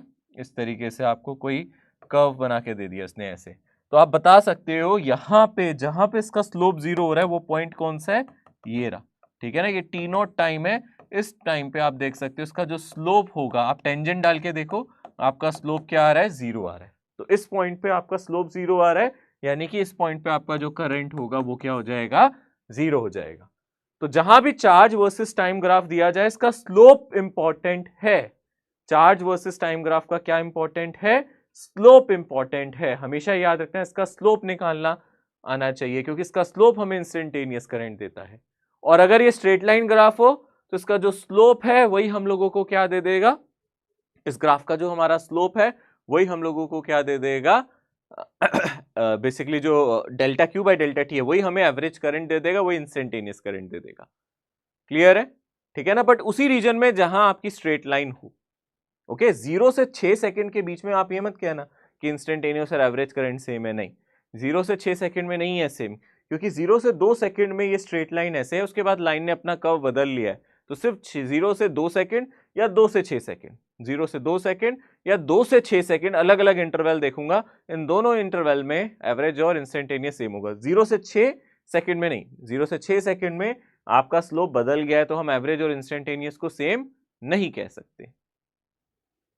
अब इसी तरीके से area of current time curve, कभी कभी करंट का ग्राफ दे देता है टाइम के साथ, और हम लोगों से इसके एरिया के बारे में पूछता है, यानी कि इंपॉर्टेंट कॉन्सेप्ट है ये भी, यहां से आपको याद रखना है। इसका एरिया क्या देता है? Area of current time. ये करंट कौन सा है? Instantaneous current versus time. ये हम लोगों को देता है क्या? क्या देगा? खुद सोचो। इसका एरिया हमें क्या देगा? करंट इनटू टाइम हमें क्या देगा? Total charge. याद रखना, ये हमें क्या देगा? Total charge. अगर हमें कभी भी टोटल चार्ज निकालना है, यानी कि टोटल चार्ज का मतलब है डेल्टा क्यू, ये निकालने के लिए मुझे इंटीग्रेशन आई डी टी करना है। Integration of I D T ये हमें देगा area under current time graph, है ना। इंटीग्रेशन एरिया ही देता है ना हम लोगों को, ये हमें देगा area under current time graph. यानी कि हमें कोई भी ग्राफ दे दिया जाए करंट वर्सेस टाइम में, कुछ इस तरीके से मान लो हम लोगों को एक ग्राफ दे दिया जाए, this is current and this is time, और इस तरीके से मान लो ये कर्व हमें दे दिया उसने, ये हमें टाइम दिया 2 सेकेंड, ये हमें टाइम दिया 4 सेकेंड, ये दे दिया 6 सेकेंड, ये 0 हो गया, ठीक है। और उसके बाद उसने यहाँ पे करंट हमें दे दिया कुछ 10 एम्पियर, ठीक है। सो अब आपसे क्या क्वेश्चन यहाँ से पूछे जा सकते हैं? सबसे पहला क्वेश्चन यहाँ पे हमारे सामने है, लेट अस से पहला क्वेश्चन हम यहाँ पे बनाते हैं। पहला क्वेश्चन क्या बना हमारे सामने? फर्स्ट क्वेश्चन हमारे लिए यहाँ पे बन गया find total charge, find total charge flows through wire कितने टाइम में? इन 6 सेकेंड्स। अगर 6 सेकेंड में पूछ रहा है तो हम इसका टोटल एरिया निकाल लेना है, वहां से हमें टोटल चार्ज मिल जाएगा। यानी कि सिंपल है, करंट टाइम ग्राफ दिया है और यहां से एरिया निकाल देंगे तो इसका सॉल्यूशन आसान है। अगर हम सॉल्यूशन की बात करें तो यहां पे मुझे क्या कैलकुलेट करना चाहिए? इसका एरिया कैलकुलेट करना चाहिए। अगर मैंने एरिया निकाल दिया तो मुझे मिल जाएगा जो मुझे चाहिए। क्या चाहिए मुझे? टोटल चार्ज फ्लो, यानी कि एरिया क्या आ जाएगा? हाफ। क्या होता है एरिया? कौन सा डायग्राम है ये? क्या फिगर बना है ये? क्या कहते हैं इसको? ट्रेपीजियम। क्या कहते हैं इसको? ट्रेपीजियम। आप क्या ये वाली साइड देख सकते हो, ये ऊपर वाली ग्रीन साइड और ये नीचे वाली साइड ग्रीन, क्या ये दोनों पैरेलल साइड है ना? अब फॉर्मूला क्या होता है? Half sum of these parallel side into distance between them. तो अगर आप ध्यान से देखोगे, हाफ, मैं यहाँ पूरा फॉर्मूला लिख रहा हूं, बाद में आप इसको यूज करना, सम ऑफ पैरेलल साइड्स, जो भी आपके ट्रेपीजियम की पैरेलल साइड्स हैं, into distance between parallel sides, distance between parallel side, जिसको आप हाइट भी कहते हो, इसी को आप हाइट भी कह देते हो, डिस्टेंस बिटवीन पैरेलल साइड को। तो यहां से क्या आ जाएगा इसका? Half sum of parallel side. ये कितना है? 6। ये कितना है? 4 - 2, है ना?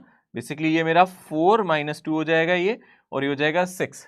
तो 6 + 2 हो गया, है ना? Half sum of parallel side, this is 2 and this is 6 into height, यानी कि इनके बीच का डिस्टेंस वो कितना है? 10 है। तो आपका कितना आ जाएगा यहां से? 8 डिवाइडेड बाई 2, ये हो जाएगा आपका 4 × 10, ये आ जाएगा 40 कूलम। तो 40 कूलम चार्ज आ गया। अब सेकंड क्वेश्चन देखो क्या बना सकता है वो यहां से। अगर आपने टोटल चार्ज निकाल लिया तो आपसे एवरेज करंट पूछ सकता है। सेकंड क्वेश्चन में पूछ सकता है find average current, find average current in 6 seconds. समझ रहे हो? देखो क्वेश्चन को कैसे घुमा रहा है। आपको करंट टाइम ग्राफ देके आपसे एवरेज करंट पूछ सकता है। यहां करंट टाइम ग्राफ में ये आई कौन सा करंट होता है? एवरेज या इंस्टेंटेनियस? डेफिनेटली इंस्टेंटेनियस, है ना? इसको हम इंस्टेंटेनियस करंट ही कहते हैं क्योंकि ये टाइम के साथ बदल रहा है ना, ये हमारा इंस्टेंटेनियस करंट है। ठीक है, तो ये करंट टाइम ग्राफ है। इंस्टेंटेनियस करंट का टाइम के साथ ग्राफ दिया और पूछ लिया एवरेज करंट, और कितनी देर के लिए पूछा? 6 सेकंड के लिए। तो आपको पहले टोटल चार्ज निकालना पड़ेगा 6 सेकंड में, वो हमने फर्स्ट पार्ट में कर लिया। इसका टोटल चार्ज 6 सेकंड में निकाल लिया है ना? अब आपसे बोल रहा है एवरेज करंट, है ना? अगर आपसे अब बोल रहा है कि भैया हमें तो एवरेज करंट चाहिए 6 सेकंड में, तो आप बोलोगे जो भी टोटल चार्ज फ्लो कर रहा है 6 सेकंड में डिवाइडेड बाय टोटल टाइम। और टोटल चार्ज कितना फ्लो कर रहा था? 6 डिवाइडेड बाय टाइम हो गया 6। तो यहां से कितना हो जाएगा? 40 डिवाइडेड बाय 6, यानी कि 20/3 एम्पियर। ठीक है, इतना आपका एवरेज करंट आ जाएगा। ठीक है, इतना आपका क्या आ जाएगा? एवरेज करंट आ जाएगा। तो यानी कि आपसे पूछ सकता है, सोचो वो बोलता है 0 से 2 सेकंड में एवरेज करंट निकालो, तो आपको सिर्फ इस ट्राइंगल का एरिया निकालना था और 2 से डिवाइड करना था। ठीक है ना? आपसे बोले 0 से 2 सेकंड में निकालो, तो आपको क्या करना था? सिर्फ इस ट्राइंगल का एरिया निकालना था और 2 से डिवाइड कर देना था। 0 से 6 सेकंड में पूछा था तो आपको 0 से 6 सेकंड का एरिया निकालना था, क्योंकि ये एरिया मुझे क्या दे रहा है? Total charge. ठीक है ना? ये मुझे क्या दे रहा है? Total charge in 6 seconds. कितना चार्ज फ्लो कर रहा है इन 6 सेकेंड? ये हमें 40 कूलम मिला था। अब अगर हम ध्यान से देखेंगे सेकंड पार्ट में एवरेज करंट के लिए जितने टाइम में एवरेज करंट पूछा जाए उतने में टोटल चार्ज निकाल के टाइम से हमें डिवाइड करना चाहिए। सो इस तरीके से करंट टाइम ग्राफ के क्वेश्चन आ सकते हैं। ठीक है ना? तो ये कुछ चीजें हैं जो बहुत बेसिक हैं, हम इसको थोड़ा ध्यान में रखेंगे। ओके, नेक्स्ट चीज जो हम लोगों को यहाँ पे डिस्कस करनी है वो है, अगर कोई चार्ज रिवॉल्व कर रहा है सर्कल में तो ये कैसे करंट देता है। चार्ज रिवॉल्विंग इन सर्कल, कोई चार्ज सर्कल में रिवॉल्व कर रहा है। मान लो कोई हमारा सर्कल है, इस तरीके से मैं एक सर्कल कंसीडर कर लेता हूं। यहाँ पे देख सकते हैं हम, ये मान लो मैंने एक सर्कल कंसीडर कर दिया और कोई चार्ज रिवॉल्व कर रहा है। ओके, यहाँ पे हम एक चार्ज कंसीडर कर लेते हैं। फॉर एग्जाम्पल ये मेरा कोई चार्ज है और इस चार्ज को मैंने बोल दिया ये मेरा छोटू सा चार्ज है, और ये चार्ज हमने ले लिया यहाँ पे Q। ठीक है ना? ये चार्ज हमने ले लिया Q। ओके, और ये इस पर रिवॉल्व कर रहा है। मान लो क्लॉक या एंटी क्लॉक जैसे भी चाहे वो कर सकता है। इसका कुछ रेडियस होगा, लेट अस से R है। ठीक है ना, इसका कुछ रेडियस हो जाएगा, लेटस से क्या है, r है। अब ये चार्ज एक टाइम के बाद यहां से लेके यहां तक आ जाता है, ठीक है ना, ये घूमता है और वापस यहां आ जाता है, ठीक है ना, ये घूम रहा है और फिर वापस यहां आ रहा है, ठीक है। सपोज अगर आपको क्वेश्चन में क्या दिया जाए, सपोज आपको क्वेश्चन में क्या दिया जाए, ओमेगा, आपको ओमेगा दे दिया जाए, यहां पे हमें ऐसा दे दिया जाए कुछ, मान लो n रेवोल्यूशन पर सेकेंड, ठीक है ना, हमें क्या दे दिया जाए, ओमेगा दे दिया जाए n रेवोल्यूशन पर सेकेंड। देखो किसमें दिया है, रेवोल्यूशन पर सेकेंड में होना चाहिए, ये याद रखना, n रेवोल्यूशन पर सेकेंड में हम लोगों को क्या दिया गया, अगर हम ध्यान से देखेंगे, ओमेगा दिया गया है n रेवोल्यूशन पर सेकेंड। ओमेगा का मतलब क्या है, इसकी एंगुलर फ्रीक्वेंसी, ठीक है ना, एंगुलर फ्रीक्वेंसी या एंगुलर वेलोसिटी भी कह सकते हो आप, एंगुलर वेलोसिटी भी कह सकते हो, एंगुलर फ्रीक्वेंसी भी कह सकते हो, n रेवोल्यूशन पर सेकेंड हम कह सकते हैं, ठीक है। यानी कि ये 1 सेकेंड में कितने चक्कर लगा लेगा, n चक्कर लगा लेगा, इसका मतलब यही हुआ ना, 1 सेकेंड में कितने चक्कर लगा लेगा, n चक्कर लगा लेगा। यहां पे कितना चार्ज है, q चार्ज है। अच्छा, करंट निकालने के लिए हमें क्या चाहिए होता है, सोचो, करंट निकालने के लिए हमें क्या चाहिए होता है, इलेक्ट्रिक करंट निकालने के लिए हमें चाहिए होता है जो भी मेरा टोटल चार्ज फ्लो करे, है ना, चार्ज फ्लो, है ना, मैं ऐसे लिख देता हूं डेल्टा क्यू, यानी कि जो भी मेरा एवरेज करंट, चाहे हम कह सकते हैं इसको, जो टोटल करंट अगर हम यहां से निकालने की कोशिश करें, total charge flow divided by total time, यही होता है ना, अगर हम ध्यान से देखेंगे, जो भी चार्ज फ्लो कर रहा है पर यूनिट टाइम, है ना। मान लो टाइम में 1 सेकेंड ले लेता हूं यहां पे, सपोज हम डेल्टा टी को क्या ले लेते हैं, 1 सेकेंड, तो हमें ये देखना पड़ेगा कितना चार्ज फ्लो कर रहा है यहां से 1 सेकेंड में। तो आप सोचो ये कितने चक्कर लगा रहा है 1 सेकेंड में, यहाँ n चक्कर लगा रहा है, तो यहां से 1 सेकेंड में n टाइम्स ये फ्लो कर जाएगा। देखो ना, ये 1 सेकेंड में कितने चक्कर लगा रहा है, मान लो 1 सेकेंड में 1 चक्कर लगाता तो ये एक ही बार यहां से जाता, अगर 1 सेकेंड में 2 चक्कर लगाता तो 2 बार यहां से निकलता, पर वो कह रहा है n रेवोल्यूशन पर सेकेंड, यानी कि 1 सेकेंड में ये कितने चक्कर लगा लेता है, n चक्कर लगा लेता है। मान लो आपको ये 100 रेवोल्यूशन पर सेकेंड दिया होता तो सर ये ना 1 सेकेंड में 100 बार इस पॉइंट को क्रॉस कर लेगा, यही तो मतलब हुआ। अगर ये दे रखा है 1000 रेवोल्यूशन पर सेकेंड, तो सर ये 1 सेकेंड में 1000 बार, अगर ये 100 दिया तो 100 बार, 1000 दिया तो 1000 बार, अगर ये दे रखा है 2000 रेवोल्यूशन पर सेकेंड, तो 1 सेकेंड में 2000 बार इस पॉइंट को क्रॉस कर लेगा। यानी कि मुझे ऐसा लगेगा यहाँ पे एक चार्ज नहीं जा रहा, 200 क्यू जा रहे हैं, अगर 200 रेवोल्यूशन पर सेकेंड से जा रहा है, अगर वो 2000 रेवोल्यूशन पर सेकेंड से जा रहा है, तो मुझे ऐसा नहीं लगेगा यहाँ से एक चार्ज आ रहा है, मुझे लगेगा 2000 क्यू टाइम्स चार्ज यहाँ से जा रहा है। कहने का मतलब है डेल्टा क्यू का मतलब यहां से पता है क्या हो जाएगा, डेल्टा क्यू का मतलब होगा कि यहां से हम ओमेगा को मल्टीप्लाई कर दे इनटू जो भी यहाँ पे चार्ज है और टाइम को रख दे 1 सेकेंड, यानी कि Q इंटू ओमेगा, यही हम लोगों को क्या मिल जाएगा, करंट। ये आप याद रख सकते हो, यानी कि करंट निकालना है, अगर ये एक ही चक्कर लगा रहा है 1 सेकेंड में, तो हम लिख सकते हैं Q डिवाइडेड बाय 1, यानी कि Q ही आंसर आ जाएगा मेरा एवरेज करंट। अगर हम 1 सेकेंड में देख रहे हैं, 1 सेकेंड में 2 रेवोल्यूशन लगा रहा है तो 2Q बाई 1, अगर 3 रेवोल्यूशन लगा रहा है तो 3Q बाई 1, अगर n रेवोल्यूशन लगा रहा है तो कितना करना पड़ेगा, बोलो, जो भी इसका ओमेगा है, यानी कि जो भी हमें n दे रखा है, डेट मल्टीप्लाई बाय जो इसका चार्ज है डिवाइडेड बाय 1, ठीक है ना। इस केस में हमारा आंसर क्या आ जाएगा, हमें ओमेगा दे रखा है n, तो इस केस में मेरा आंसर आ जाएगा NQ। ओके, इस तरीके का एक सवाल मैं आप लोगों को दिखाता हूं कि इस तरीके का सवाल किस तरीके से एग्जाम में आता है। जैसे कि यहां पे बोल रहा है an electron of charge 1.6 into 10 की power -19 coulomb is moving in a circle of radius a. हालांकि देखो रेडियस का कोई इस्तेमाल नहीं है इस क्वेश्चन में, ये यूज नहीं होगा, यहाँ पे इसका कोई इस्तेमाल हमें नहीं करना है इस क्वेश्चन में, ठीक है। फ्रीक्वेंसी हम लोगों को दे दी, बट ये फ्रीक्वेंसी कौन सी है लिखा नहीं है एंगुलर, बट हमें सिर्फ ये दिया गया ये इसकी फ्रीक्वेंसी है, कितनी है, 6.8 into 10 की पावर 15 रेवोल्यूशन पर सेकेंड, यानी कि रेवोल्यूशन पर सेकेंड ओमेगा के लिए ही होता है, यानी कि ये 6.8 into 10 की पावर 15 रेवोल्यूशन पर सेकेंड दे दिया। तो अगर आपको करंट निकालना है तो आपको total charge divided by delta T, और डेल्टा टी को हम कितना लेंगे, बोलो, 1 सेकेंड। तो हम फॉर्मूला क्या लिख सकते हैं यहां से, जो भी इसका चार्ज है मल्टीप्लाई बाय ओमेगा, कितना चार्ज है, क्या फ्लो कर रहा है, इलेक्ट्रॉन फ्लो कर रहा है, यानी कि चार्ज ऑफ इलेक्ट्रॉन इनटू जो भी हमारी फ्रीक्वेंसी है ओमेगा। चार्ज ऑफ इलेक्ट्रॉन कितना है, 1.6 इंटू 10 की पावर -19, और ओमेगा हम लोगों को कितना दिया गया है, 6.8 इंटू 10 की पावर 15, ठीक है ना, याद रखना ओमेगा रेवोल्यूशन पर सेकंड में होना चाहिए, रेडियन में नहीं, रेवोल्यूशन पर सेकंड में होना चाहिए, तभी हमारा आंसर आ जाएगा। यहां से हम देख सकते हैं इसका कितना आंसर आ गया, अगर हम ध्यान से देखेंगे कितना आंसर आ जाएगा यहाँ से 1.6 इंटू 6.8 इंटू 10 की पावर -4, ठीक है ना, 1.6 इंटू 6.8 इंटू 10 की पावर -4। अब इनको हमें थोड़ा सा मल्टीप्लाई करना पड़ेगा, 1.6 इंटू 6.8 को अगर आप मल्टीप्लाई करो अप्रोक्सीमेटली यहाँ से निकालने की कोशिश करते हैं, ठीक है ना, इसको 6.8 को 7 ले लेते हैं, तो आप 16 इंटू 7 जानते हो कितना होता है 42, कैरी लगा 4, 7 1 7 11, कुछ यही आ गया अगर आप ध्यान से देखोगे, ठीक है ना। तो 1.6 इंटू 7 कर रहे हैं ना, तो 1.6 इंटू 7 कर रहे हैं तो 11.2, अप्रोक्सीमेटली ये 11 आ जाएगा, तो 11 इंटू 10 की पावर -4 आ जाएगा, यानी कि सबसे क्लोजेस्ट आंसर जो है वो ये है 1.1 इंटू 10 की पावर -3, यानी कि ये वाला ऑप्शन।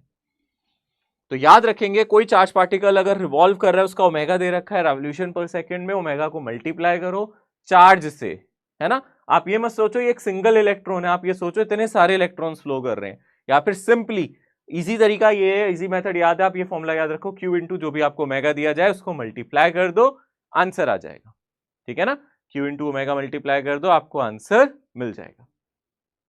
क्लियर है, इजी है, हम देख सकते हैं, आसान है, यहां से हम इसको कर सकते हैं। ओके, ओम्स लॉ पे चलने से पहले एक इंपॉर्टेंट चीज है जो मुझे आपको बतानी है, वो है करंट तो हमने पढ़ लिया, अब एक कंसेप्ट होता है करंट डेंसिटी का, ये इंपॉर्टेंट है।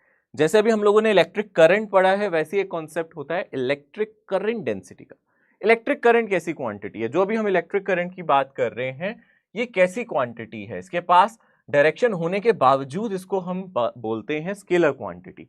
याद रखना यहाँ पे आप करंट की बात कर रहे हो, इलेक्ट्रिक करंट की अगर हम बात कर रहे हैं तो इलेक्ट्रिक करंट कैसी क्वांटिटी है, इसको आप स्केलर क्वांटिटी कहते हो, ठीक है ना, स्केलर क्वांटिटी कहते हो, काइंड ऑफ कई लोग इसको टेंसर बोल देते हैं, बट टेंसर स्केलर और वेक्टर दोनों को टेंसर ही बोलते हैं, टेंसर तो बड़ी एक क्वांटिटी है जिसमें स्केलर वेक्टर दोनों आ जाते हैं, तो फिलहाल के लिए आप इसको स्केलर बोलो, scalar is a right word to use here, आप इसको स्केलर क्वांटिटी बोल सकते हो। इसके पास मैग्नीट्यूड है, ठीक है ना, मैग्नीट्यूड है इसके पास, है डायरेक्शन है इसके पास, है मैग्नीट्यूड और डायरेक्शन होने के बावजूद वेक्टर क्यों नहीं है, क्योंकि it does not follows triangle law of addition, it does not follows, क्या नहीं फॉलो करता ये, ट्राइंगल लॉ ऑफ एडिशन, यानी कि वेक्टर एडिशन को फॉलो नहीं करता, triangular law of vector addition, ये वेक्टर एडिशन के नियमों को फॉलो नहीं करता है, ठीक है ना।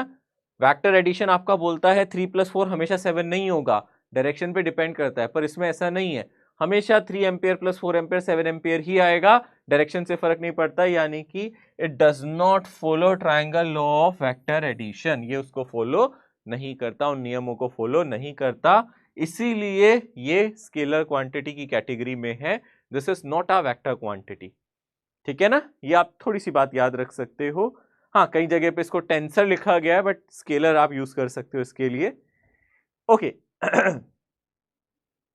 इलेक्ट्रिक करंट डेंसिटी, अब इलेक्ट्रिक करंट डेंसिटी की अगर हम बात करें, ये क्या है, इलेक्ट्रिक करंट डेंसिटी क्या है, यहां पे हम करंट को डिवाइड करेंगे एरिया से, यानी कि मान लो कोई भी वायर है, इस तरीके से अगर हम ध्यान से देखें, ये वायर है, मान लेते हैं ये वायर है, इसका कुछ क्रॉस सेक्शन एरिया हो गया, यहां से हमने इसका कुछ क्रॉस सेक्शन एरिया ले लिया ए, ये मेरा क्या हो गया, cross section area,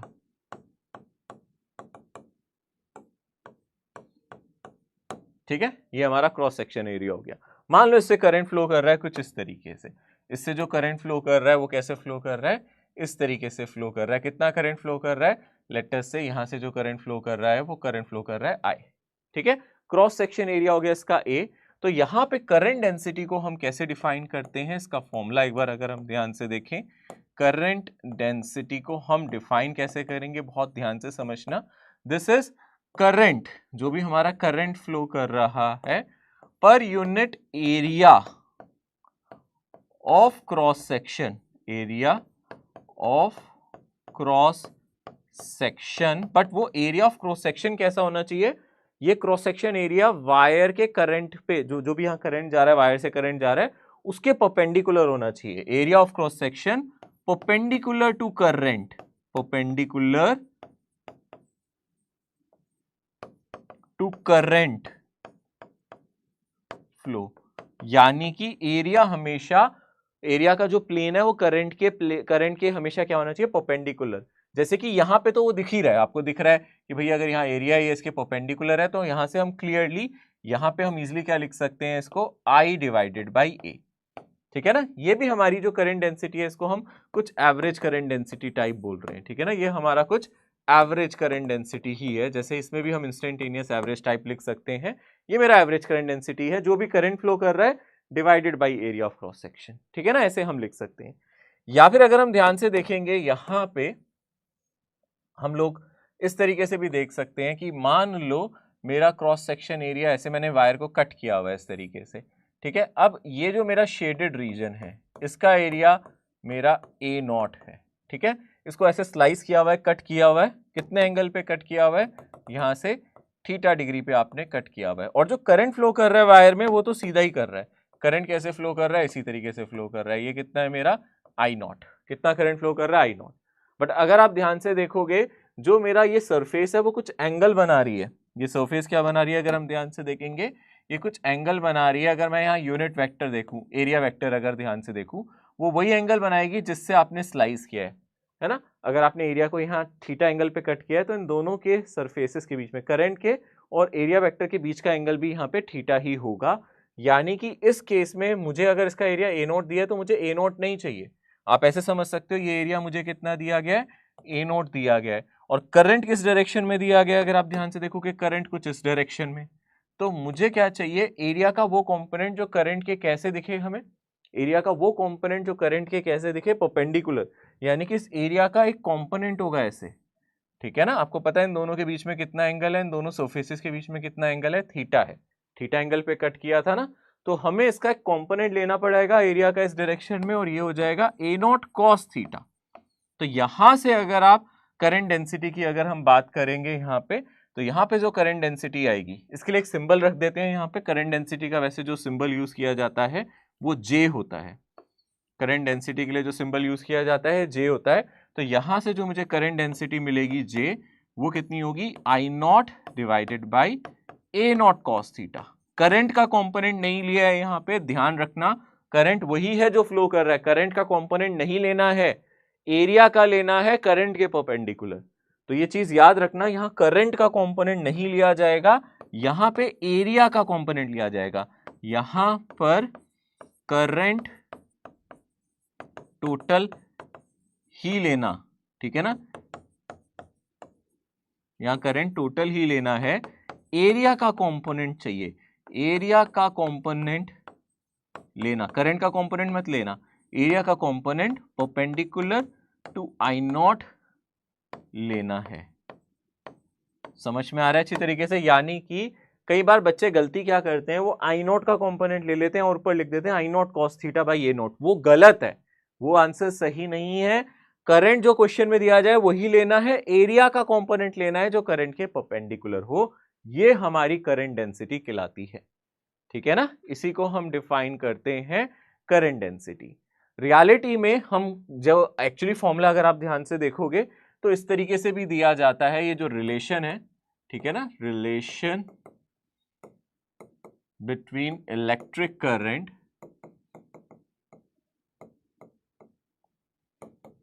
and current density. जो रियलिटी में रिलेशन है वो ऐसे लिखा जाता है, जो भी मेरा करंट फ्लो करेगा, जो भी मेरा छोटा सा करंट फ्लो करेगा किसी छोटे से टाइम में, या फिर जो हम यहाँ पे देख सकते हैं J.DA, ये फॉर्मूला होता है। DA का मतलब जो मेरा एरिया ऑफ क्रॉस सेक्शन है, ठीक है ना, जो मेरे एरिया ऑफ क्रॉस सेक्शन है। अगर मैं टोटल करंट की बात कर रहा हूँ कि टोटल करंट कितना फ्लो करेगा, तो ये फॉर्मूला है। यानी कि आपने यहाँ डॉट प्रोडक्ट की बात करी, और डॉट प्रोडक्ट का मतलब है जो मेरा करंट डेंसिटी है ये मेरी वेक्टर क्वांटिटी है। करंट डेंसिटी जो मेरी क्वांटिटी है, करंट डेंसिटी ये कैसी क्वांटिटी है, वेक्टर क्वांटिटी है, ये मेरी वेक्टर क्वांटिटी है। यानी कि ये हमें क्वेश्चन में दे दिया जाए, है ना, एग्जाम्पल के तौर पे। देखो ज्यादा मुश्किल कभी क्वेश्चन इससे आता नहीं है, बट आपको मैं बता देता हूँ, बहुत सिंपल है।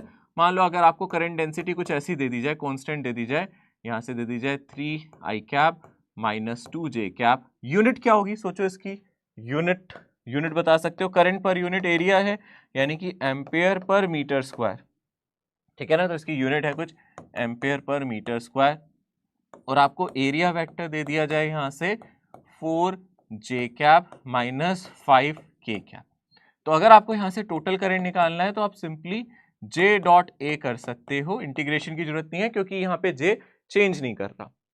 इंटीग्रेशन तब करना पड़ता है जब ये हमारा किसी कर्व सरफेस से हो जहां मेरा एरिया वेक्टर बदल रहा हो, है ना। अगर एरिया फ्लैट है तो आप ऐसे लिख सकते हो।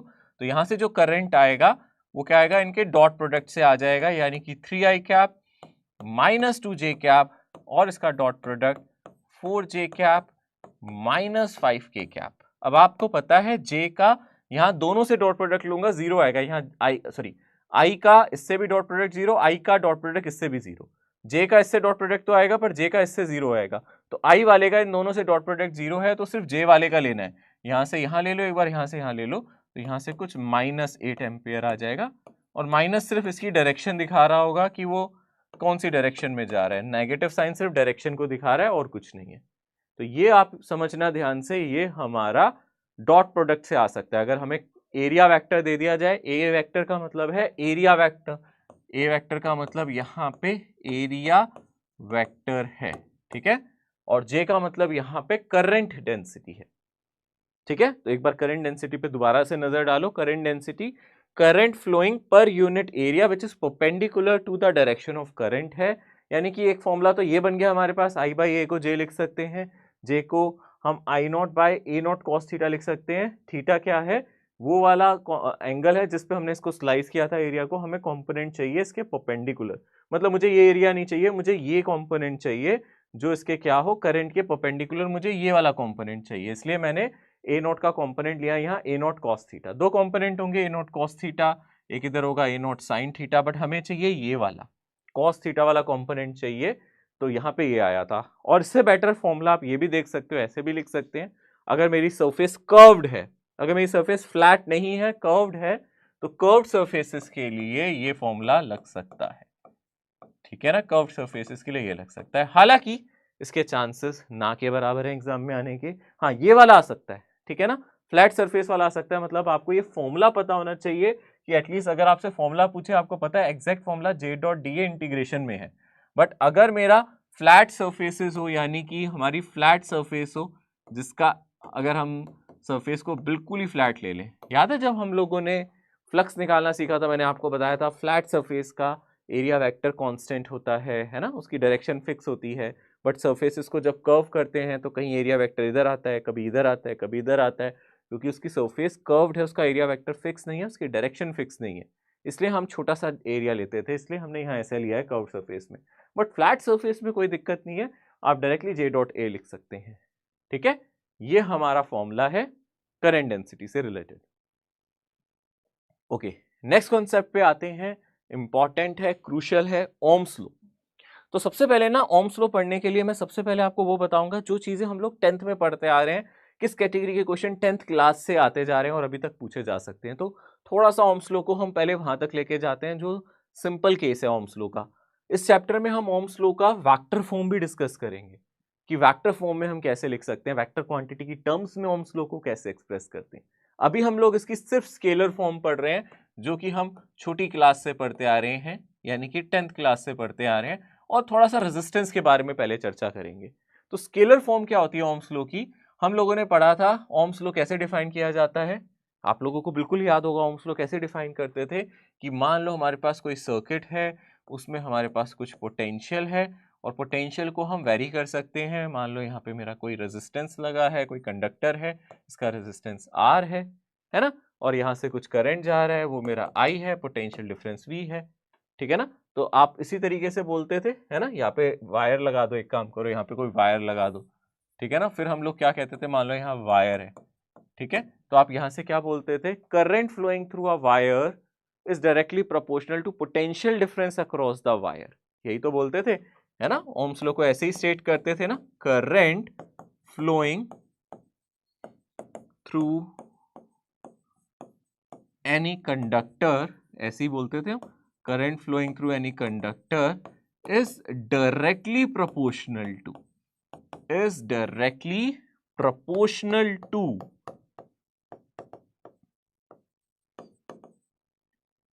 potential difference across its end. Potential difference across ends of conductor. Conductor के जो एंड पॉइंट के अक्रॉस पोटेंशियल डिफरेंस होगा उसी के प्रोपोर्शनल क्या करंट क्या होता था, उसी के प्रोपोर्शनल होता है. Current is proportional, current flow through any conductor is directly proportional to potential difference across the end of a conductor.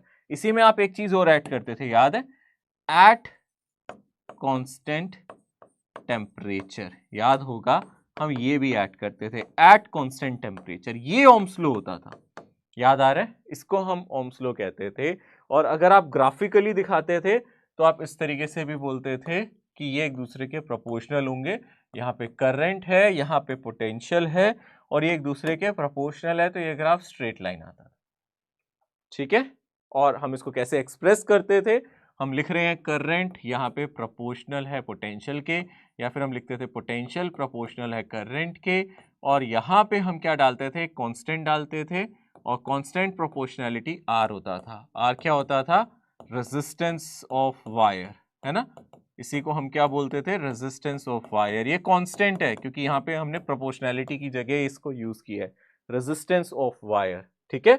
और फिर हम लोगों ने ये भी देखा था, इसकी जो यूनिट है एसआई यूनिट हम इजीली कैलकुलेट कर सकते हैं. यहाँ से इसकी जो एसआई यूनिट है वो कितनी आ जाएगी, इसका फॉर्मूला आ जाएगा potential difference divided by current, यानी कि हम इसको क्या डिफाइन कर सकते हैं, वोल्ट. ठीक है ना. पोटेंशियल डिफरेंस क्या हो गया, वोल्ट पर एम्पियर. इसको हम डिफाइन कर सकते हैं वोल्ट पर एम्पियर. ठीक है. This is defined as volt per ampere. इस तरीके से हम इसको डिफाइन कर सकते हैं. दिस इज रेजिस्टेंस, इसकी SI unit volt per ampere है. ये हमारा रेजिस्टेंस है. ओके, क्लियर है. और ये डायमेंशनली भी इसकी आप निकाल सकते हो. तो मैं आप लोगों से पूछ सकता हूँ इसकी डायमेंशन क्या है, कहीं भी पूछा जा सकता है इसकी डायमेंशन क्या है, तो आप इसकी डायमेंशन भी निकाल सकते हो. ओके, डायमेंशन निकालना भी बिल्कुल आसान है, बिल्कुल मुश्किल नहीं है. यहाँ पे आप इसकी डायमेंशन भी निकाल सकते हो, आराम से निकल सकती है. बट मैं चाहूँगा यहाँ से भी आप निकाल के दिखाओ. और भी तरीका है, एनर्जी से भी हम इसकी डायमेंशन निकाल सकते हैं, वहाँ से भी आराम से निकल सकती है. हमें पता है वोल्ट है क्या, ठीक है ना, आप जानते हो वोल्ट है क्या. पोटेंशियल डिफरेंस क्या होता है, ये एनर्जी. ठीक है, this is nothing but energy per unit charge है ना, देखा जाए. और चार्ज को आप क्या लिख सकते हो, energy divided by ampere into time. आप इस तरीके से लिख सकते हो, करंट इनटू टाइम. ठीक है ना, आप इस तरीके से लिख सकते हो. और फिर यहाँ से इसकी डायमेंशन निकाल सकते हो. ओके, यहाँ से इसकी डायमेंशन आराम से निकल जाएगी. यहाँ से आप इसको देख सकते हो. यहाँ पे अगर आपको रेजिस्टेंस की डायमेंशन निकालनी है, इसकी डायमेंशन निकालनी है, तो पहले आप देखो पोटेंशियल को लिख सकते हो आप, energy per unit charge, energy की डायमेंशन, मतलब पहले मैं यहाँ फॉर्मूला लिख देता हूँ, है ना. आप यहाँ से इसको लिख सकते हो एनर्जी, और क्या लिख सकते हैं इसको, पर यूनिट करंट, है ना, और डिवाइडेड बाय क्या है, अगर हम ध्यान से देखेंगे टाइम, और नीचे एक करंट आपको और नजर आ रहा है. ठीक है ना, नीचे आपको एक करंट और नजर आ रहा है, तो ये रेजिस्टेंस हो गया. तो आप देख सकते हो ये हो जाएगा energy divided by I square और टी. ठीक है ना. तो यहाँ से एनर्जी की डायमेंशन होती है ml square T minus 2. Current की नीचे से क्या आ जाएगी, एम्पेयर स्क्वायर, और नीचे एक टाइम है टी. यहाँ से आप इसकी डायमेंशन निकाल सकते हो इजिली. यहाँ से इसकी डायमेंशन क्या आ जाएगी, यहाँ m की पावर 1 है, नीचे क्या है हमारा एम्पेयर स्क्वायर है, ऊपर l स्क्वायर है, l स्क्वायर को एज इट इज लिखो. ऊपर t की पावर -2 था, नीचे t है, तो t की पावर -3 आ गया. ठीक है. और क्या आ जाएगा, अगर आप ध्यान से देखोगे, a की पावर -2. ये इसकी डायमेंशन आ जाएगी. आप ऐसे इसकी डायमेंशन चेक कर सकते हो. तो ये हमारा रेजिस्टेंस है. देखो डायमेंशन बहुत इंपॉर्टेंट है इस चैप्टर की, क्योंकि मैंने आपको बोला था यूनिट डायमेंशन जब हम पढ़ रहे हैं, असली एप्लीकेशन चैप्टर्स के बीच में आता है. चैप्टर्स जब पढ़ते हो तो अब आता है. वैसे ये फॉर्मूला एक हम लोगों ने जूल्स लॉ ऑफ हीटिंग भी पढ़ा होता है, अभी मैंने पढ़ाया नहीं है करंट इलेक्ट्रिसिटी में, बट 10th में पढ़ा होता है, आई स्क्वायर आर टी. वहां से भी आप देख सकते हो यही फॉर्मूला आएगा. अगर आप यहाँ से हम लोग क्या निकालना चाहें, आर की यूनिट निकालना चाहें, तो एनर्जी पर यूनिट करंट का स्क्वायर डिवाइडेड बाय टाइम है. वही फॉर्मूला यहाँ से भी बन चुका है. ठीक है ना, अगर हम ध्यान से देखें तो यहाँ से हम इसकी डायमेंशन भी इजिली निकाल सकते हैं. तो यहां से भी निकाल सकते हैं, कैसे भी करना चाहें। इसको हम बोलते हैं रेजिस्टेंस। देखा जाए रेजिस्टेंस क्या है, पोटेंशियल पर यूनिट करंट, ठीक है ना, पोटेंशियल पर यूनिट करंट, इसी को हम क्या बोल रहे हैं, रेजिस्टेंस। इस ग्राफ से रेजिस्टेंस निकाला जा सकता है, बिल्कुल। आप इस ग्राफ का स्लोप सोचो क्या है, स्लोप सोचो इस ग्राफ का क्या है, इस ग्राफ का स्लोप बताओ क्या है, इस ग्राफ का स्लोप क्या होगा। यहाँ पे स्लोप होगा change in current divided by change in potential difference, या फिर हम सिंपली I बाई वी लिख देते हैं। तो रेजिस्टेंस क्या है, रेजिस्टेंस है V बाई आई, रेजिस्टेंस इसका रेसिप्रोकल है, यानी कि 1 बाय रेजिस्टेंस इस ग्राफ का स्लोप है। इस ग्राफ का जो स्लोप है वो 1 बाय रेजिस्टेंस है, ठीक है। इस ग्राफ का स्लोप रेजिस्टेंस ना V पे डिपेंड करता है ना I पे डिपेंड करता है, क्योंकि V और I प्रोपोर्शनल है, वो एक दूसरे पे डिपेंड कर रहे हैं। जब V और I एक दूसरे पे डिपेंड कर रहे हैं तभी तो R कांस्टेंट आया है ना, हमने बोला ना R कांस्टेंट ऑफ प्रोपोर्शनैलिटी है। तो आप याद रखना, अगर हम ध्यान से देखेंगे, R ना तो V पे डिपेंड करेगा ना I पे, ठीक है ना। रेजिस्टेंस I और V पे डिपेंड नहीं करता है, ये किस पे डिपेंड करता है उस पर चर्चा करेंगे, बट उससे पहले थोड़ा सा हम ग्राफ देख लेते हैं इसका, ठीक है ना। थोड़ा सा ग्राफ पे अगर हम चर्चा करें तो अभी हम लोगों ने देखा क्लियरली, हमें एक चीज समझ में आती है। अगर हम ग्राफ की बात करते हैं तो हम यहाँ से ग्राफ प्लॉट कर सकते हैं। लेट अस से इस तरीके से यहाँ पे मैं एक से यहाँ पे इनके ग्राफ दिखाने की कोशिश करता हूँ। यहाँ पे सबसे पहले हम ग्राफ प्लॉट करते हैं। या y एक्सिस पे मैंने रख दिया v, x एक्सिस पे रख दिया मैंने i, और ये मैंने अपना ग्राफ बना दिया। उल्टा लगा देते हैं, जो भी हमने लिया था, यहाँ रख दिया i और यहाँ क्या रख दिया v, और ये मैंने बना दिया स्ट्रेट लाइन, ठीक है ना। अब इसका जो स्लोप है वो क्या है, मान लो अगर आपको एंगल गिवन है थीटा, मान लो आपको एंगल क्या गिवन है, थीटा, तो आप इसका स्लोप कैसे डिफाइन कर सकते हो। इसका जो स्लोप हो जाएगा उसको निकालने का क्या तरीका है, इसका स्लोप निकालने का एक तरीका है कि आप यहां से टेन थीटा निकाल लो, ठीक है। दूसरा तरीका क्या है स्लोप निकालने का, दूसरा तरीका क्या है, स्ट्रेट लाइन है। अगर हमें यहाँ दो पॉइंट्स मिल जाए, मान लो हमें यहाँ करंट की वैल्यू पता हो, सपोज यहाँ पे करंट पता है आई नॉट, और मान लो यहाँ पे वोल्टेज की वैल्यू पता हो वी नॉट, यानी कि पोटेंशियल की वैल्यू पता हो वी नॉट, तो हम स्लोप को यहाँ से ये भी लिख सकते हैं i naught divided by we naught, ठीक है ना। या फिर ऐसे लिख सकते हैं i naught by zero minus v naught by zero, यानी कि i naught by v naught. But ये दोनों चीजें हमें रेजिस्टेंस नहीं देंगी, क्योंकि स्लोप किसके इक्वल आया था, वो 1 बाय रेजिस्टेंस के इक्वल आया था, ठीक है ना। तो यानी कि आप इसको 1 बाय रेजिस्टेंस के इक्वल लिख सकते हो। This is same as tan theta, this is I naught by we naught. यानी इस ग्राफ का स्लोप हमें रेजिस्टेंस नहीं दे रहा, यानी कि अगर आप रेजिस्टेंस निकालना चाहते हो इसमें तो 1 बाय स्लोप करो, ठीक है ना। तो जो रेजिस्टेंस इस ग्राफ से हम निकाल सकते हैं वो स्लोप निकाल के रेसिप्रोकल कर सकते हैं, तो हमें क्या मिलेगा, रेजिस्टेंस मिलेगा। इस ग्राफ का स्लोप का रेसिप्रोकल, इस ग्राफ का स्लोप जो आएगा उसका रेसिप्रोकल ले लो तो जाके आपको रेजिस्टेंस मिलेगा, ठीक है। एसआई यूनिट अगर हम ध्यान से देखेंगे इसकी क्या, हम इसको क्या देख रहे थे, एसआई यूनिट का मतलब है R इज इक्वल्स टू क्या होता है, V बाई आई, है ना।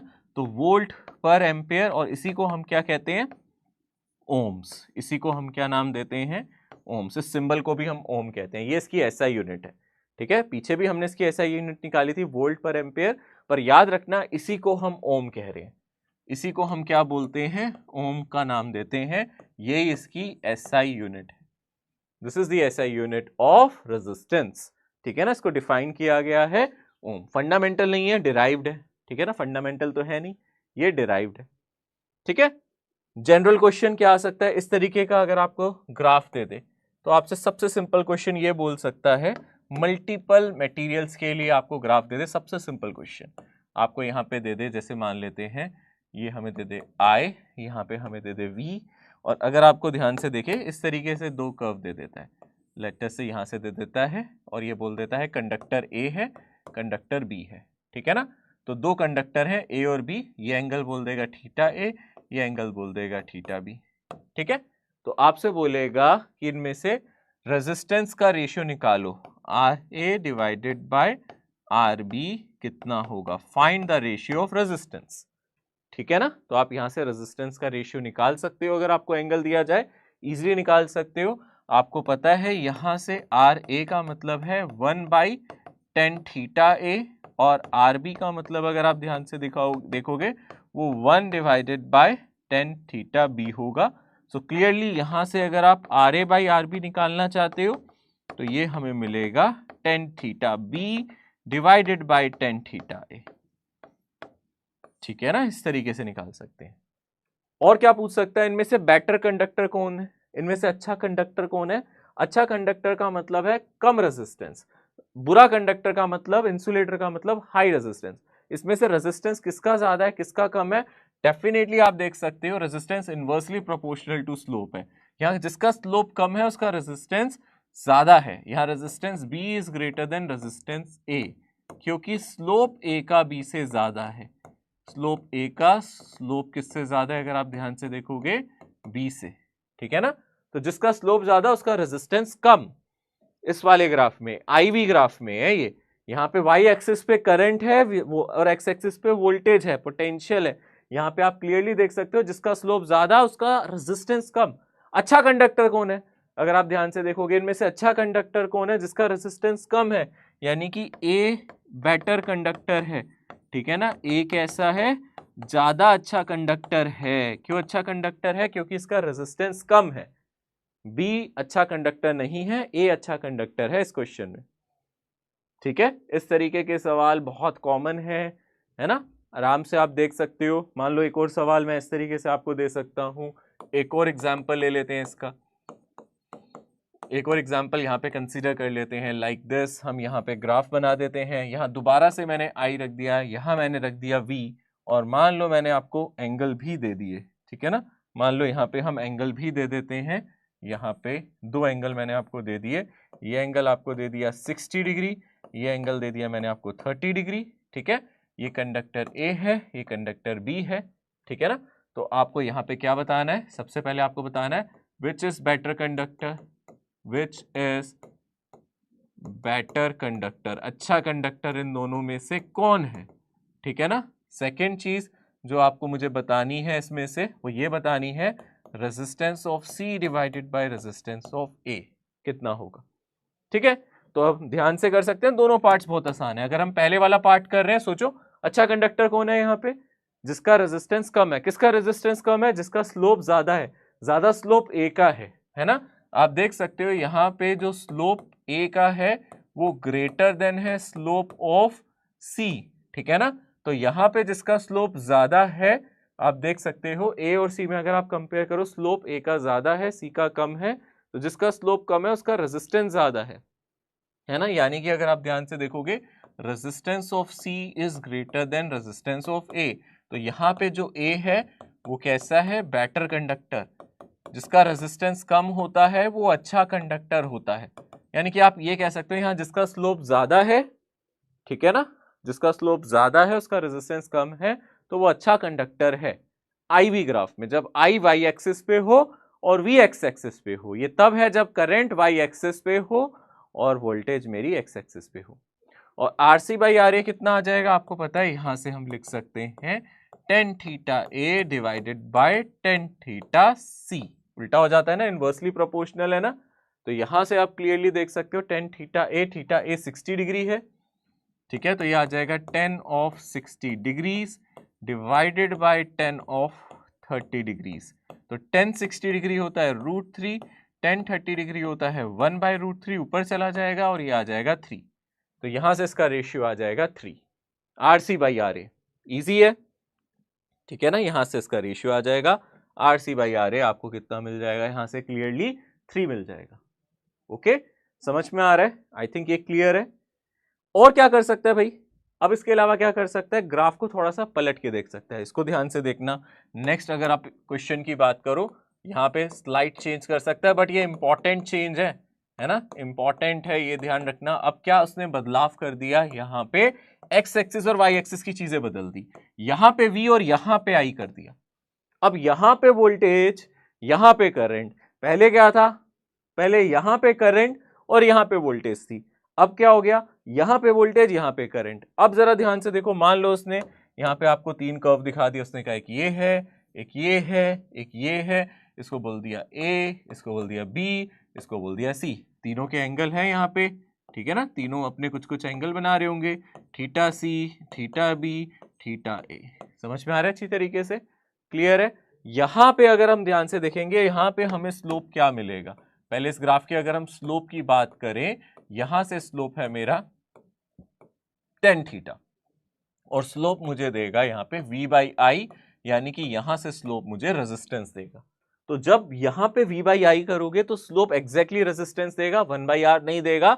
डायमेंशनली भी देख सकते हो, v/i ही हमारा r था, v = ir था, v/i मेरा r है। यानी कि यहां पे अगर हम ध्यान से देखेंगे, यहाँ पे थीटा a डायग्राम से क्लियर है, थीटा b से ज्यादा है, थीटा b थीटा c से ज्यादा है, तो यहाँ पे tan theta a tan theta b से ज्यादा होगा और tan theta b tan theta c से ज्यादा होगा, और यही मेरा स्लोप है। यानी कि यहां जो स्लोप है वो मेरा a का ज्यादा है स्लोप ऑफ b से, और स्लोप ऑफ b किससे ज्यादा है? स्लोप ऑफ c से।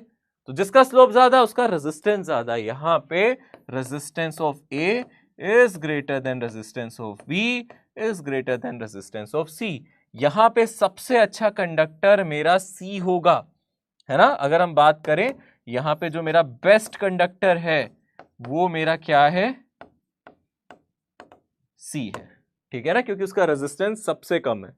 जिसका रेजिस्टेंस ज्यादा उसका कंडक्टर वो अच्छा नहीं होता, ठीक है।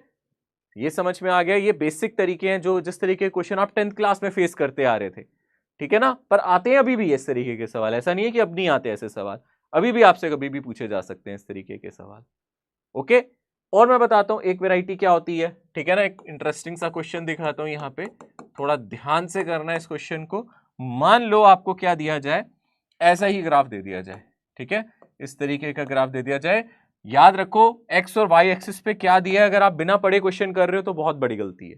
जब भी ग्राफ के क्वेश्चन आते हैं सबसे पहले सबसे जरूरी बात है एक्स एक्सिस पे क्या दिया है, वाई एक्सिस पे क्या दिया है, उसको पढ़ लेना, नहीं तो गड़बड़ हो जाएगी। फर्क पड़ता है, देखो कितना फर्क पड़ जाता है। वाई एक्सिस पे जब करंट दिया था तो वहां पे जो मेरा स्लोप था वो 1/r आ रहा था। अगर एक्स एक्सिस पे सॉरी अगर वाई एक्सिस पे मुझे वोल्टेज दी है तो स्लोप मेरा रेजिस्टेंस के इक्वल आ रहा है। यहाँ पे v और i ग्राफ है, वाई एक्सिस पे v है, यानी कि यहाँ पे इसका स्लोप मुझे रेजिस्टेंस देगा। बट अब मान लो क्वेश्चन में आप लोगों को कर ऐसे दिया हुआ है ग्राफ, मान लो एक ये दिया हुआ है, एक ये दिया हुआ है, ठीक है ना। ये आपको दे रखा है कंडक्टर E, ये कंडक्टर आपको दे रखा है F, ठीक है ना। दो कंडक्टर दे रखे हैं और आपको एंगल यहां से दे दे, ध्यान से समझना, एंगल यहां से दे दे, मान लो 37 डिग्री, मान लो 53 डिग्री, ये एंगल अब आपको यहां से दिए। ध्यान से देखो ये एंगल मुझे कहां से दिए हैं? वाई एक्सिस से दिए हैं, और स्लोप निकालने के लिए एंगल चाहिए होता है एक्स एक्सिस से। तो यहां गलती हो जाने के चांसेस बहुत हैं, इसलिए सबसे पहले ऐसा क्वेश्चन आ जाए तो आपकी नजर होनी चाहिए कि भाई ये एंगल सही नहीं दिए हैं, पहले हमें एंगल यहां से दिखाओ। यानी कि पहले मुझे ये वाला एंगल बताओ कितना होगा, ठीक है ना। टोटल एंगल होता है 90, 90 माइनस कितना कर दोगे अगर आप 37 माइनस कर दोगे तो ये एंगल मेरा 53 डिग्री हो जाएगा, है ना। यानी कि ये जो एंगल थीटा ई है, ई का जो एंगल बन रहा है वो मेरा 53 डिग्री है ना। और अगर आप इसका एंगल देख रहे हो ध्यान से, इस वाले का छोटे वाले का एंगल देख रहे हो तो ये मेरा हो जाएगा 37 डिग्री। 90 माइनस 53, अरे 90 में से 53 माइनस करोगे ये, यानी कि ये मेरा थीटा देखा जाए ये मेरा थीटा एफ है।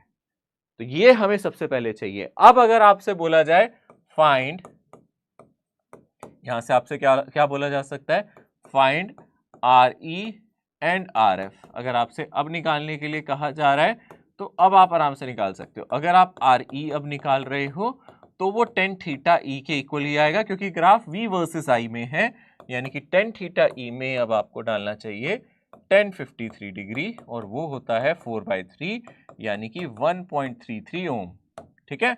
और अगर आपसे आर एफ पूछा जाए तो वो मेरा अब tan थीटा एफ हो जाएगा, और ये हो जाएगा tan ऑफ 37 डिग्रीज, और ये होगा 3/4 ओम, ठीक है ना। ये कितना हो जाएगा?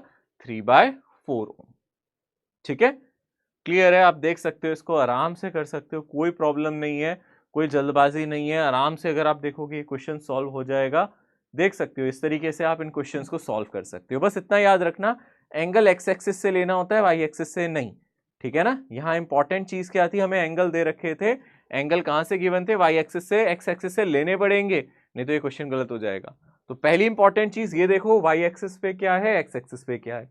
फिर ये जरूर देख लो आपको एंगल्स एक्स एक्सिस से दिए या वाई से, या तो वाई एक्सिस से देंगे या एक्स एक्सिस से। एक्स एक्सिस से दिए तो कोई दिक्कत नहीं है, तो स्लोप निकल जाएगा। बट अगर आपको वाई एक्सिस से दिए हैं तो भैया पहले एक्स एक्सिस से एंगल निकालो और उसके बाद स्लोप निकालो। जल्दबाजी ना करें, थोड़ा ध्यान पूर्वक इन क्वेश्चंस को करें, ठीक है। यहां पे अगर हम ध्यान से देखें, वैलिडिटी ऑफ ओम्स लॉ, यानी कि ओम्स लॉ सबके लिए वैलिड नहीं होता, सारे कंडक्टर्स यूनिवर्स में ओम्स लॉ फॉलो नहीं करते।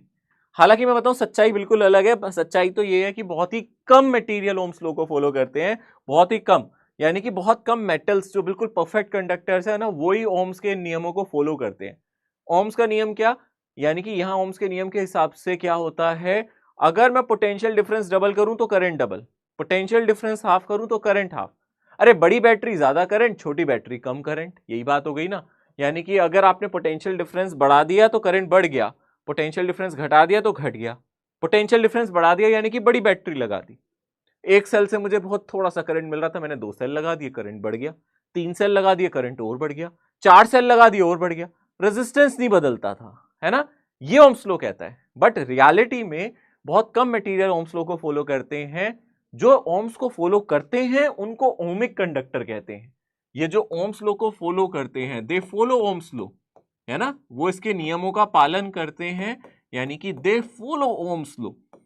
जो ओम्स लॉ को फॉलो कर रहे हैं वो मेरे ओमिक कंडक्टर हैं। नॉन ओमिक कंडक्टर का मतलब है जो ओम्स लॉ का पालन ही नहीं कर रहे, जो इसको फॉलो ही नहीं कर रहे, है ना, they don't follow Ohm's law. ये क्या कर रहे हैं, दे डोंट फॉलो, ये ओम्स लॉ को फॉलो नहीं करते। और जो ओम्स लॉ को फॉलो नहीं करते उनको नॉन ओमिक कहते हैं। और मैंने आपको बताया आजकल जो सबसे ज्यादा ट्रेंड में है वो नॉन ओमिक ही है। डायोड, एलईडीज, ये सब नॉन ओमिक कंडक्टर हैं। जो आपकी सर्किट्स होती हैं, आईसीज वगैरह होती हैं, उसमें सर्किट्स में, उनमें जो हमारे आईसीज, इंटीग्रेटेड सर्किट्स, या फिर छोटे छोटे जो हमारे बोर्ड बने होते हैं, उनमें क्या होता है, जितनी भी अगर आप टीवी वगैरह खोलोगे उसके जो कॉम्प्लेक्स सर्किट्स हैं उसमें बहुत सारे डिवाइसेस नॉन ओमिक कंडक्टर्स को फॉलो करते हैं, है ना। डायोड्स वगैरह होते हैं, सेमीकंडक्टर से बने होते हैं, वो ओम्स लॉ को फॉलो नहीं करते। यानी कि ओमिक कंडक्टर बहुत ही कम है, ज्यादा से ज्यादा जो हमारे यूनिवर्स में एग्जिस्ट करते हैं नॉन ओमिक।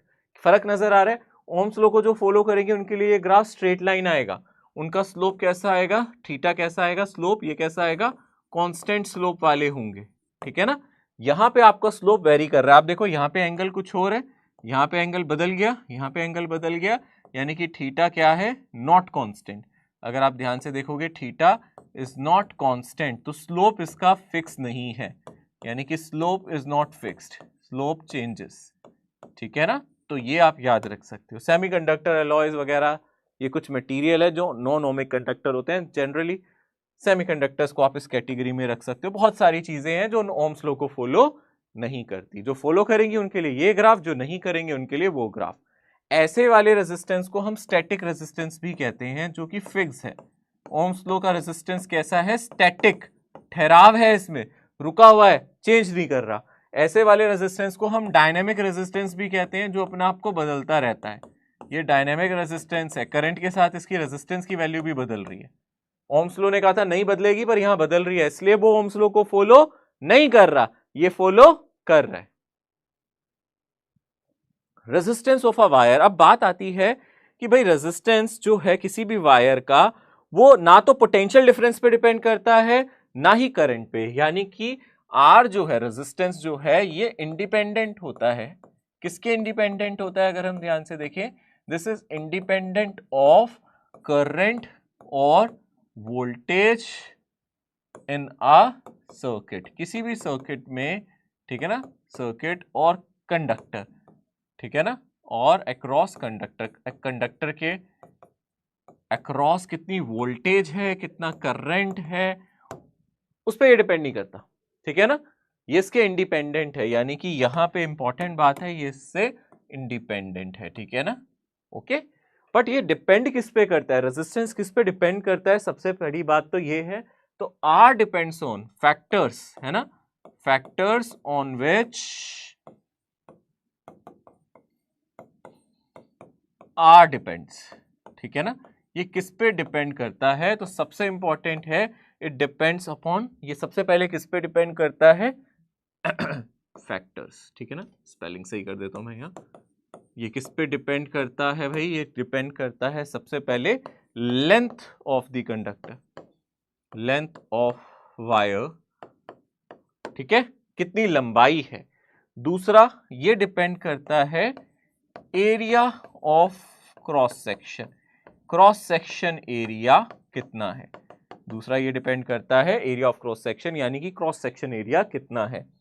तीसरा ये डिपेंड करता है कौन सा मटेरियल है ना, यानी कि मटेरियल पे डिपेंड करता है कि कौन सा मटेरियल ले रहे हो, कौन सा आप कॉपर ले रहे हो, आयरन ले रहे हो, एल्यूमिनियम ले रहे हो, डिपेंड तो करेगा ना।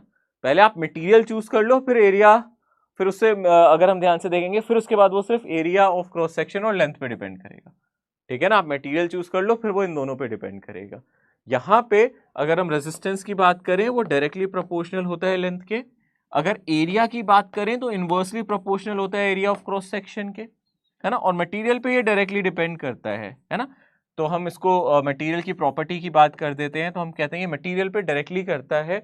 अब मटेरियल को कैसे डिफाइन करोगे, मटेरियल को डिफाइन करने के लिए वी डिफाइन स्पेसिफिक रेजिस्टेंस, इसको बोलते हैं स्पेसिफिक रेजिस्टेंस या फिर रेजिस्टिविटी। तो अभी इसको हम लेंगे लूप में, इसको कैसे दिखाया जाएगा। तो अभी के लिए हम इसको लिख देते हैं, मटेरियल का मतलब है कि स्पेसिफिक रेजिस्टेंस और रेजिस्टिविटी पे डिपेंड करता है, ठीक है ना। तो पहले हम मटेरियल फिक्स कर देते हैं, तो फिर इसलिए इसको कांस्टेंट कह देते हैं जनरली कि ये कांस्टेंट है ना, इसलिए हम इसको कांस्टेंट बोल देते हैं, क्योंकि एक बार मटेरियल चूज कर दिया, मटेरियल की रेजिस्टिविटी नहीं बदलती फिर। यानी कि हम लोग इसको इस तरीके से एक्सप्रेस करते हैं, जो रेजिस्टेंस है वो होता है स्पेसिफिक रेजिस्टिविटी, यानी कि रो, ठीक है ना। इसी को हम स्पेसिफिक रेजिस्टिविटी कहते हैं या स्पेसिफिक रेजिस्टेंस, सॉरी, इसी को स्पेसिफिक रेजिस्टेंस या रेजिस्टिविटी कहते हैं, ठीक है।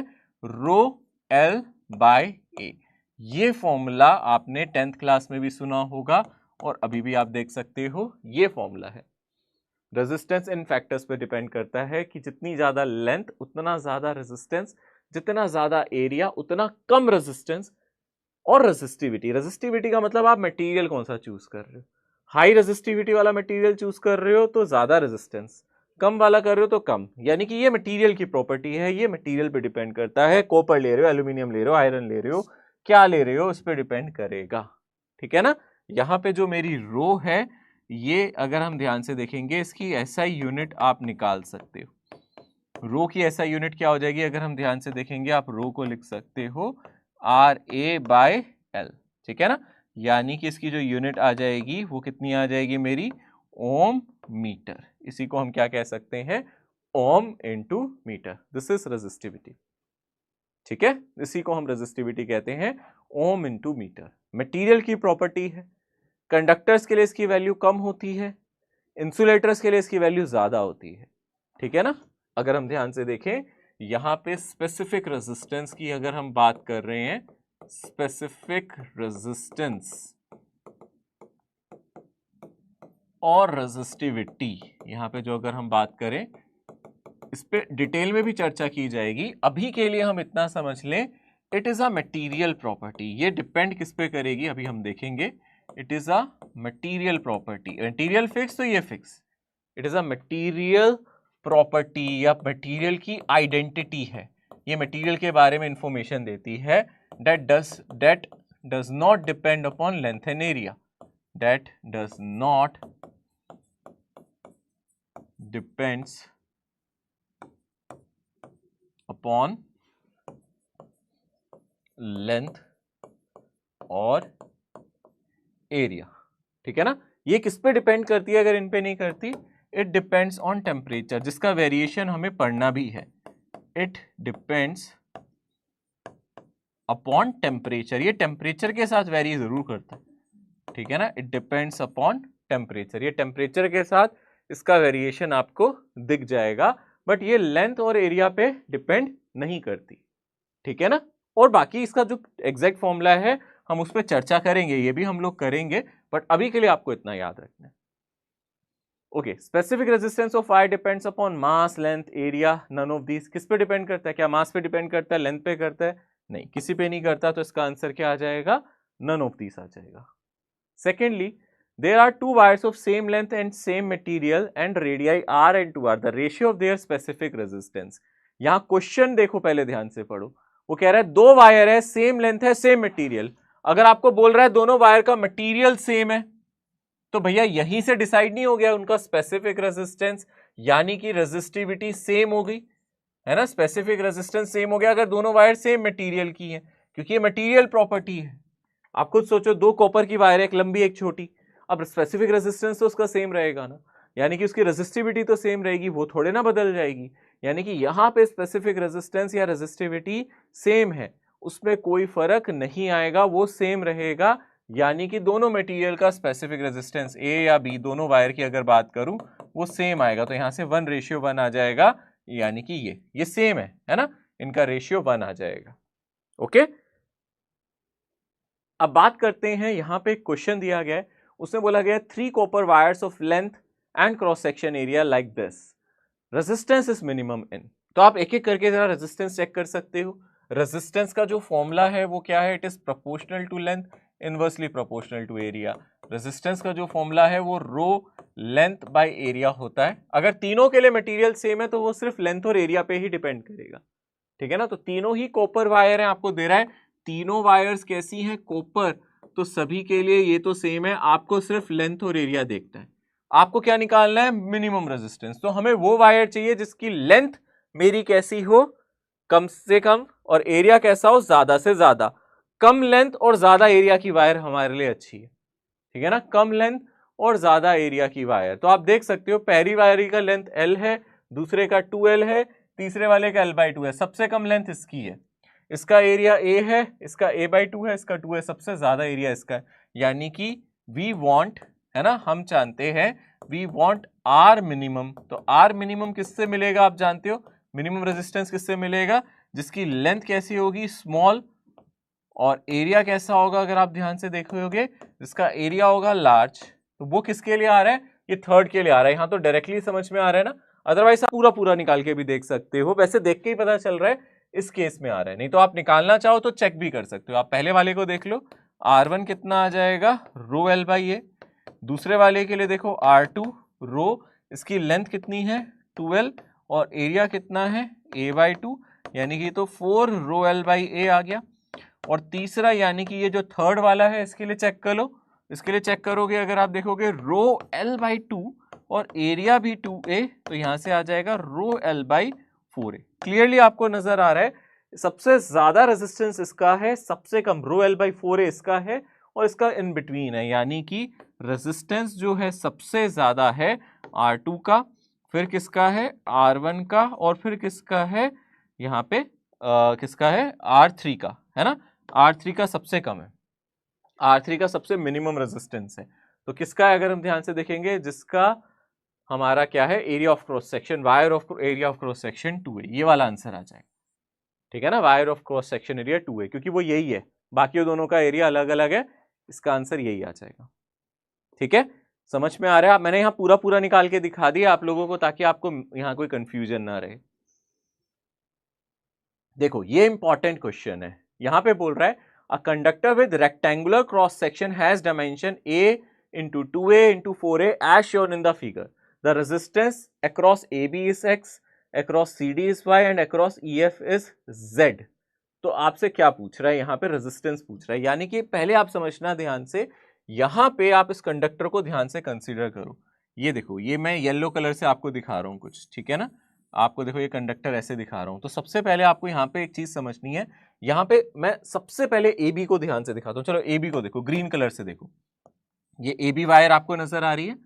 तो यहां से जो वायर नजर आ रही है, यानी कि इस डायरेक्शन में करंट जा रहा है, ठीक है। अगर ए से बी करंट जा रहा है, आप ध्यान से देखना, अगर ए से बी करंट जा रहा है तो आपको वो साइड लेनी है इस कंडक्टर की जो ए बी के पैरेलल। अब अगर आप ध्यान से देखोगे, कौन सी 3 साइड्स हमें नजर आ रही है, एक तो ये वाली साइड है, ठीक है ना, एक तो ये वाली साइड है ना, और दूसरी साइड कौन सी है, ये वाली कंसीडर कर सकते हो। तीसरी इसकी आप हाइट कंसीडर कर सकते हो, यानी कि ये कंसीडर कर सकते हो। तो ऑब्वियसली ये जो ग्रीन वाली लाइन है वो इस ग्रीन वाली लाइन के पैरेलल है। समझ में आ रहा है अच्छी तरीके से।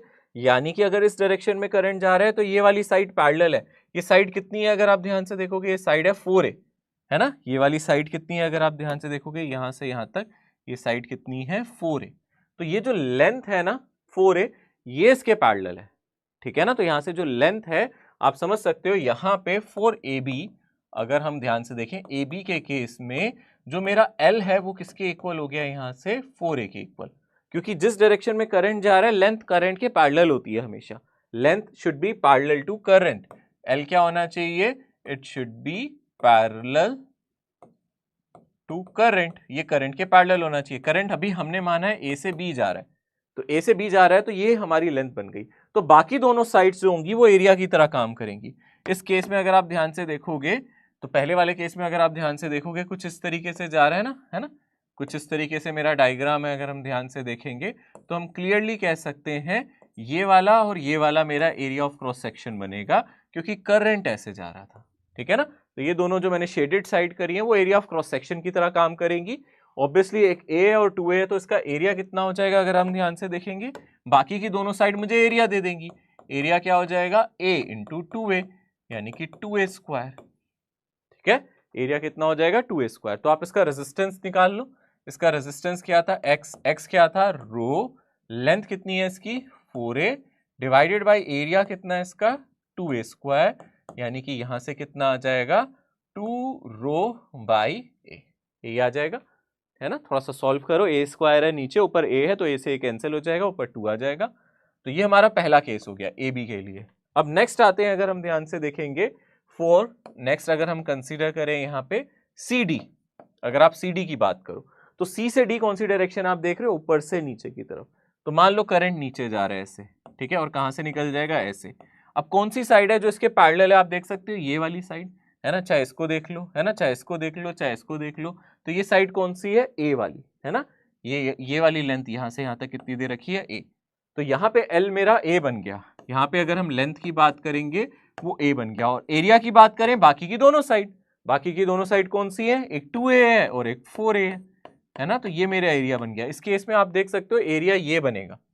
सेकंड वाले केस में अगर आप ध्यान से देखोगे एरिया कौन सा बनेगा, थोड़ा अगर आप ध्यान दो, मैं दिखा देता हूँ यहाँ पे डायग्राम में, ठीक है ना। इसमें अगर आप एरिया देखोगे, क्योंकि ऐसे जा रहा है ना करंट, तो ये जो ऊपर वाली सरफेस है, ठीक है ना, या ये नीचे वाली सरफेस है, ये एरिया की तरह काम करेगी, ठीक है। ये मेरा 4a है और ये मेरा 2a है, इसलिए देखो एरिया आ गया 4a इंटू 2a। तो अगर आप यहां से रेजिस्टेंस निकालोगे y, तो वो आ जाएगा रो, लेंथ की जगह a और एरिया की जगह 8a स्क्वायर, यानी कि ये आ जाएगा रो बाई 8a, ठीक है। अब बची तीसरी साइड। तीसरी साइड कौन सी है, अगर हम ध्यान से देखेंगे जो मेरी थर्ड साइड है वो है मेरी EF, ठीक है ना। यहां से हम देखेंगे 4EF। अगर हम E से F की बात करेंगे तो आप डायरेक्शन देख सकते हो, यहाँ से E से F वाली डायरेक्शन देखो, ये है, मान लो ऐसे जा रहा है और ऐसे जा रहा है। तो यहाँ से जो मेरी लेंथ पैरेलल है वो ये है, आप देख सकते हो ये लेंथ मेरी पैरेलल है। ये लेंथ कितनी है मेरी 2a है ना, ये डायग्राम में दे रखी है, देखो 2a दे रखी है, यानी कि यहाँ लेंथ हो जाएगी 2a और एरिया हो जाएगा a इंटू 4a। बाकी की दोनों साइड यही बची, एक 4a और एक a बची।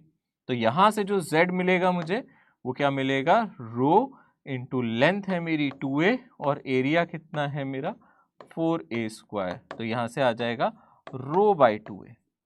अब आप देख लो यहाँ पे सबसे ज्यादा रेजिस्टेंस किसमें है, सबसे ज्यादा रेजिस्टेंस है यहाँ पे x में, फिर उसके बाद है y में और सबसे कम है z में, ठीक है ना। सबसे ज्यादा रेजिस्टेंस आपको किस में नजर आ रहा है, यहाँ पे x में, ठीक है ना। x का रेजिस्टेंस है 2 रो बाई a, फिर किस में है EF, ये है रो बाई 2a, और सबसे कम किस में है, इसमें, यानी कि सबसे पहले आपको लिखोगे x, उसके बाद z है, सॉरी x के बाद क्या है, z है, फिर y है। y सबसे छोटा है यहाँ पे, y, ये सेकंड केस y था ना, तो y सबसे छोटा है। ओके, एक बार चेक कर लेते हैं, ए बी सी डी को इन्होंने y बोला है, EF को z बोला है, ठीक है। तो ये हमारा करेक्ट आंसर आ जाएगा। सबसे ज्यादा रेजिस्टेंस x में, फिर z में, फिर y में, है ना। पहले x में फिर z में है ना। EF वाला z था, ध्यान से देखो, EF वाला z था, CD वाला y था, तो y का रेजिस्टेंस सबसे कम है ना, रो बाई 8 है। तो ये हमारा करेक्ट आंसर आ जाएगा। तो ये अच्छा क्वेश्चन है, ठीक है ना। ध्यान से आप देख सकते हो, इसको अच्छे से विजुलाइज करो। ओके, इस तरीके का कोई क्वेश्चन हमारे सामने आ जाए। देखो यहाँ क्वेश्चन कह रहा है, a conductor of length L has a cross sectional as shown in the figure. आप देख सकते हो ये कंडक्टर का क्रॉस सेक्शन बदलता जा रहा है। यहाँ पे रेडियस इसका स्मॉल a है, यहाँ जाते जाते रेडियस कितना हो गया, स्मॉल b हो गया। इसका रेडियस बदलते जा रहा है, ठीक है। अब बोल रहा है the resistivity of a material is rho, और हमसे बोल रहा है बी माइनस ए, ज्यादा डिफरेंस नहीं है, थोड़ा सा डिफरेंस है। ऐसे केस में रेजिस्टेंस ऑफ कंडक्टर क्या होगा?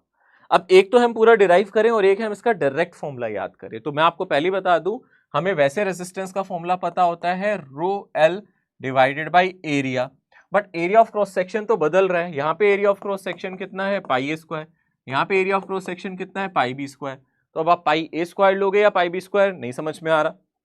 तो यहाँ पे हम लोगों को इसका जो फॉर्मूला लिखना होता है rho L divided by pi, ना तो ए स्क्वायर लिखना है ना बी स्क्वायर लिखना है, हमें कुछ लिखना है ए इंटू बी। ये आपको याद रखना है, ठीक है ना। अगर आपको ऐसा वेरिएबल क्रॉस सेक्शन वाला क्वेश्चन आ जाए जहां पे एरिया ऑफ क्रॉस सेक्शन बदलता जा रहा है, अरे यहाँ से पतली है ना, आगे जाते जाते जाते जाते आप देख रहे हो ये पाइप मोटी होती जा रही है। पाइप नहीं है, बेसिकली कंडक्टर है, रॉड है, ये मोटी होती जा रही है, ठीक है ना। बी और ए में ज्यादा फर्क नहीं है, वो बताने की कोशिश कर रहा है। तो अप्रोक्सीमेटली आप इस फॉर्मूले को इस्तेमाल करना जानते हो, इसको यूज करो, ठीक है ना। ये डायरेक्ट फॉर्मूला लिखा है, डेरिवेशन में जाओगे इंटीग्रेशन वगैरह करना पड़ेगा, वो भी हो सकता है। आप यहां से इंटीग्रेशन वगैरह करके भी सॉल्व करके निकाल सकते हो, बट इतनी मेहनत नहीं करनी इसमें भाई, इतना तो टाइम इसमें हमें मिलेगा ही नहीं क्वेश्चन करने में। एग्जाम में जिसको ये फॉर्मूला पता है वही कर पाएगा इसका आंसर, ठीक है। तो आप याद रखना, अगर वेरिएबल क्रॉस सेक्शन एरिया आ जाए तो हमें इस कॉन्सेप्ट को यहाँ पे यूज करना पड़ेगा। क्लियर है, अच्छी तरीके से समझ में आ गया यहां तक? Okay, thermal velocity, drift velocity and current. तो यहां पे एक चीज हमें समझनी है, बहुत इंपॉर्टेंट बात है जो मैं बताने वाला हूं। आप किसी कंडक्टर को देख लो, किसी भी मटेरियल को, मेटल को देख लो, इस तरीके से मान लो कोई कंडक्टर है, ठीक है ना। मान लो ये कंडक्टर है, देखो कितना बड़ा करके मैं बना रहा हूं ताकि आपको देखने में आसानी हो जाए। ये कोई कंडक्टर हम लोगों ने कंसीडर कर लिया, मान लो कोई कंडक्टर है, कोई भी मेटल है, मटेरियल है ना, ये हमने कोई कंडक्टर कंसीडर कर लिया। कंडक्टर के अंदर कौन ऐसी चीज है जो करंट बनाती है? चार्जेस। कौन से चार्जेस? इलेक्ट्रॉन या प्रोटॉन? दोनों बना सकते हैं? नहीं, इलेक्ट्रॉन बनाते हैं, क्योंकि इलेक्ट्रॉन के पास मूवमेंट है, वो मूव कर सकते हैं। प्रोटॉन कहाँ मूव करते हैं? वो तो मैंने बोला था ना, एकदम आलसी, एकदम न्यूट्रॉन और प्रोटॉन दोनों आलसी हैं, हमेशा न्यूक्लियस में बैठे रहते हैं, हिलते डुलते हैं नहीं। मेहनती कौन है? इलेक्ट्रॉन। मूव कौन करता है? इलेक्ट्रॉन, ठीक है ना। इस कंडक्टर को अगर आप ध्यान से देखो, इसके पास फ्री इलेक्ट्रॉन्स होंगे, है ना। इसके पास आप कहोगे सर यहाँ पे हम ना बहुत सारे फ्री इलेक्ट्रॉन्स दिखा देते हैं, देखो ये रहा, ये रहा, ये रहा, ये रहा, यहाँ पे मैंने ये बना दिए, दीज आर फ्री इलेक्ट्रॉन्स, ठीक है ना। इनको हम क्या बोल रहे हैं? ये क्या है? हमारे फ्री इलेक्ट्रॉन्स हैं। तो ये सब हमारे क्या कहला रहे हैं?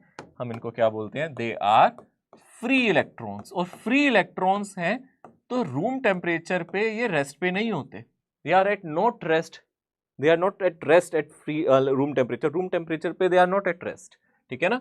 तो आप याद रखना, एट रूम टेम्परेचर, ठीक है ना, एट रूम टेम्परेचर इनमें अच्छी खासी खलबली होती है, इलेक्ट्रॉन्स मूव करते रहते हैं। At room temperature free electrons are not at rest, free electrons are not at rest, ये रेस्ट पे नहीं होते, but moves with very high speed, एक बहुत हाई स्पीड से ये मूव करते रहते हैं इन रैंडम डायरेक्शन। कैसी डायरेक्शन में? रैंडम डायरेक्शन में। कैसी डायरेक्शन में मूव कर रहे हैं? रैंडम डायरेक्शन में।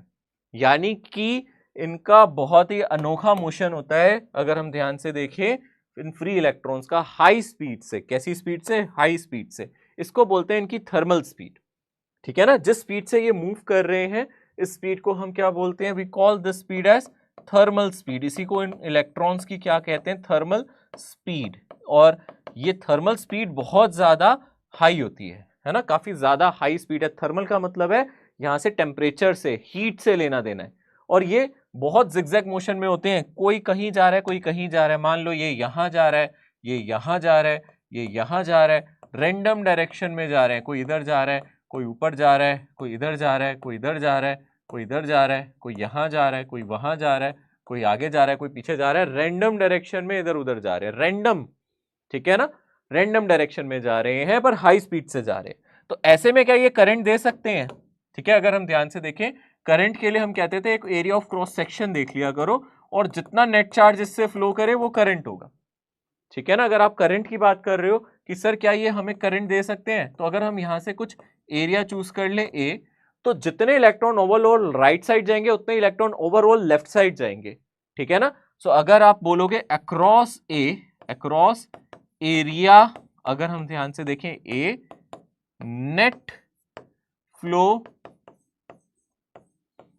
ऑफ इलेक्ट्रॉन्स, ठीक है ना, are same from left to right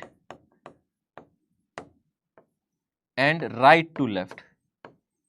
मतलब जितने इलेक्ट्रॉन यहां लेफ्ट से राइट जा रहे हैं, ठीक है ना, जितने इलेक्ट्रॉन लेफ्ट से राइट जा रहे हैं ऑन एन एवरेज उतने ही राइट से लेफ्ट जा रहे हैं। इससे क्या होता है, एंड हेंस यहां से क्या बनेगा, इससे क्या मिलेगा, अगर हम ध्यान से देखें, जितना चार्ज यहां जा रहा है उतना यहां चार्ज जा रहा है। इसका मतलब है डेल्टा क्यू, अगर हम ऑन एन एवरेज देखें, हमें डेल्टा क्यू की जो एवरेज वैल्यू मिल जाती है वो 0 हो जाता है। क्योंकि अगर मैं बोलूं 1000 इलेक्ट्रॉन यहां जा रहे हैं तो 1000 यहां भी जा रहे हैं। ऐसा क्यों, रैंडम डायरेक्शन है, कोई फेवरेबल डायरेक्शन नहीं है कि सारे यहां जा रहे हो, कोई ऐसी डायरेक्शन नहीं है कि सारे यहां जा रहे हैं। यानी कि थर्मल मोशन की वजह से क्यू एवरेज मेरा 0 हो जाता है, यानी कि करंट है जो मेरा एवरेज करंट है वो मुझे क्या मिलता है, 0। यानी कि नो करंट, इतनी हाई स्पीड होने की वजह से भी no current due to thermal motion, no current due to thermal motion. हम कह ही नहीं सकते कि थर्मल मोशन की वजह से ऑन एन एवरेज कोई करंट आपको मिलने वाला है। इसलिए अगर आपके पास कोई मेटल है, मान लो ये पेन मेरा मेटल का बना होता तो इसमें कोई करंट नहीं जा रहा, यहाँ इधर उधर चार्जेस जा रहे हैं, आप कहोगे सर फ्लो ऑफ चार्ज ही तो करंट होता था। चार्ज फ्लो कर रहे हैं बट किसी एक क्रॉस सेक्शन एरिया से देखूंगा जितना चार्ज राइट जा रहा है उतना लेफ्ट जा रहा है, तो ऑन एन एवरेज वो करंट 0 ही कर देता है। तो यहाँ पे ऑन एन एवरेज आपका करंट थर्मल मोशन की वजह से हमेशा क्या रहेगा, 0 रहेगा। थर्मल मोशन की वजह से इलेक्ट्रॉन के पास स्पीड होगी थोड़ी होगी या ज्यादा, काफी ज्यादा होगी, ठीक है ना, बट क्या करंट होगा, नहीं होगा। करंट क्यों नहीं होगा, क्योंकि भैया जितने हमारे लेफ्ट जा रहे हैं उतने ही राइट जा रहे हैं, तो कोई करंट यहां से हमें नहीं मिलेगा। देखो यही सारी चीजें मैंने यहां लिख दी हैं ऑलरेडी, जो मैं बोल रहा हूं वो मैं लिखता जा रहा हूं। और अगर आप ध्यान से देखोगे सर थर्मल स्पीड होती कितनी है अप्रोक्सीमेटली, अगर आप थर्मल स्पीड की बात कर रहे हो, है ना, अगर आप यहां से कह रहे हो कि सर थर्मल स्पीड अगर हम ध्यान से देखें ये होती कितनी है, अप्रोक्सीमेटली 10 की पावर 4 मीटर पर सेकंड के आसपास है। बहुत हाई स्पीड है पर फिर भी कुछ नहीं हो रहा। रूम टेम्परेचर पे कह रहे हैं, एट रूम टेम्परेचर, ठीक है ना, रूम टेम्परेचर पे अच्छी खासी स्पीड होने के बावजूद, थर्मल मोशन होने के बावजूद भी ये इलेक्ट्रॉन्स कोई करंट में कॉन्स्टिट्यूशन नहीं देते। यानी कि थर्मल वेलोसिटी हमें कोई कॉन्स्टिट्यूशन नहीं देती, कुछ कॉन्स्टिट्यूट नहीं करती, ठीक है ना। यहां से कोई कॉन्स्टिट्यूट मतलब हमें कोई भी कॉन्ट्रीब्यूशन कहना चाहिए, कोई भी contribution, not constitution, it's contribution, ठीक है ना, कोई भी कॉन्ट्रीब्यूशन यहां से हमें नहीं मिलेगा। ओके, ठीक है ना। तो इतना सारा वेस्ट हो गया, इतनी हाई स्पीड वेस्ट हो गई just because of random direction. देखो ये भी हमारी जिंदगी की तरह नहीं है, कई बार हम बहुत मेहनत करते हैं पर हमारा एग्जाम क्लियर नहीं होता, फिर हमें समझ में आता है कि क्यों नहीं हो रहा, क्योंकि हम बहुत रैंडम प्रिपरेशन कर रहे हैं, यहां से पढ़ा वहां से पढ़ा, इन सर का लेक्चर देख लेता हूं, आज इन सर का लेक्चर देख लेता हूं, सब मैसअप कर देते हैं। तभी मैं कहता हूं अपने पे विश्वास रखो और एक पर्टिकुलर डायरेक्शन में जाओ। देखो यहाँ करंट नहीं मिल पाया, इतनी हाई मोशन की वजह से भी, इतनी ज्यादा मेहनत की वजह भी, इतनी ज्यादा मेहनत करने की वजह से भी आपको कोई करंट नहीं मिल पाया, यानी कि सब वेस्ट हो गया ना। इतनी ज्यादा स्पीड से इलेक्ट्रॉन मूव कर रहे थे फिर भी करंट नहीं दे पाए, क्यों, क्योंकि एक डायरेक्शन नहीं थी। एक सही डायरेक्शन अगर मिल जाती तो यहाँ पे करंट भी मिल जाता, ठीक है। सिलेक्शन भी कुछ इसी तरीके से है, जब हम मेहनत करें, चाहे धीरे धीरे करें, चाहे धीरे धीरे मतलब अपने स्टेप्स को बढ़ाएं, ठीक है ना, पर एक प्रॉपर डायरेक्शन में करेंगे तो हमारी मेहनत रंग लाएगी। वैसे ही है, जिंदगी भी ऐसी ही कुछ चलती है। तो यहाँ पे अगर कोई प्रॉपर डायरेक्शन दे दी जाती तो करंट मिल जाता, पर डायरेक्शन प्रॉपर नहीं है, रैंडम है। तो यहाँ पे हम लोग अगर रैंडमली कोई भी चीज करते हैं तो वो हमें सही डायरेक्शन में नहीं मिलती है, वहां से ओवरऑल जो रिजल्ट आता है वो शून्य आता है, 0 आता है, ठीक है। अब अगर आप बात करोगे सर करंट देने के लिए क्या चाहिए, हमें डायरेक्शन देनी चाहिए। डायरेक्शन कौन देता है आपकी जिंदगी में, डायरेक्शन देते हैं आपके टीचर्स, आपके पेरेंट्स, आपके गाइड्स, आपके मेंटर्स, आपको सही डायरेक्शन देते हैं। यहाँ पे डायरेक्शन कौन देगा, आप जानते हो कंडक्टर में डायरेक्शन कौन देगा, यहाँ पे एक बैटरी, यहाँ पे क्या देगी डायरेक्शन, एक बैटरी, एक सेल, ठीक है ना। ये सही तरीके से गाइडेंस देगी, ये इसको सही तरीके से गाइड करेगी। यानी कि अगर आपके पास यहाँ पे बहुत सारे फ्री इलेक्ट्रॉन्स है ना, इस तरीके से हमारे पास मान लो बहुत सारे फ्री इलेक्ट्रॉन्स है और ये रैंडमली मूव कर रहे हैं इधर से उधर, बहुत रैंडम मोशन कर रहे हैं, तो अगर इनको सही डायरेक्शन चाहिए, सही गाइडेंस चाहिए, तो हम लोगों को क्या करना पड़ता है, इसको कनेक्ट करना पड़ता है एक सेल से एक बैटरी से, ठीक है ना। एक सेल से और एक बैटरी से हमें क्या करना पड़ता है, इसको कनेक्ट करना पड़ता है। एक हाई टर्मिनल, एक लो टर्मिनल। हाई टर्मिनल यहाँ हाई पोटेंशियल दे देता है और लो टर्मिनल यहाँ लो पोटेंशियल दे देता है, और इलेक्ट्रॉन को एक डायरेक्शन मिल जाती है, उनको पता चल जाता है। वो अपना थर्मल मोशन नहीं रोकते, वो कंटिन्यू रखते हैं, है ना। तो अगर आप ध्यान से देखोगे, by applying battery, by applying cell, ठीक है ना, सेल अप्लाई करने से क्या होगा हमें समझना पड़ेगा। बाय सेकेंड, ठीक है ना, बाय अप्लाइंग सेल, सेल लगाने से यहाँ पे क्या हो रहा है, क्या फर्क पड़ रहा है जैसे हम यहाँ पे सेल लगा रहे हैं, ठीक है ना। पहली बात हमें याद रखनी है, यहाँ पे जो हमारा रैंडम मोशन है वो कंटिन्यू रहेगा, वो नहीं बंद हो जाएगा, ठीक है ना। यानी कि रैंडम थर्मल मोशन रुका नहीं है, थर्मल मोशन इज प्रेजेंट, ठीक है ना, वो अभी भी प्रेजेंट है, वो नहीं रुक गया है।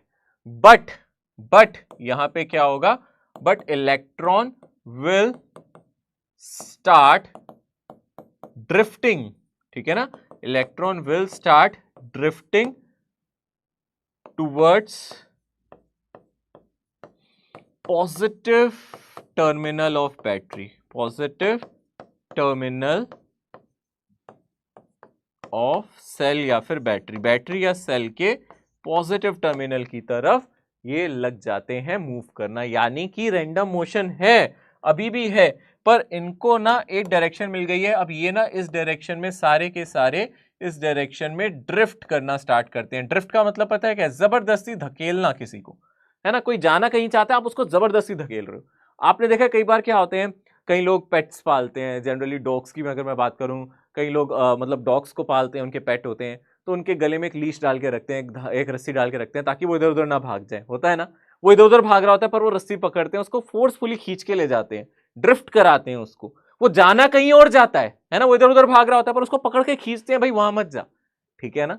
ओके, सो ये अगर हम ध्यान से देखें, दिस इज कॉल्ड ड्रिफ्टिंग, कि आप उसकी विल के अगेंस्ट उसको कहीं धकेल रहे हो। इलेक्ट्रॉन तो इधर उधर भागना चाहते थे, इलेक्ट्रॉन आजादी चाहते हैं, इलेक्ट्रॉन इधर उधर भागना चाहते हैं, आप उसको मजबूर कर रहे हो, आप मजबूर कर रहे हो, उनको ड्रिफ्ट दे रहे हो।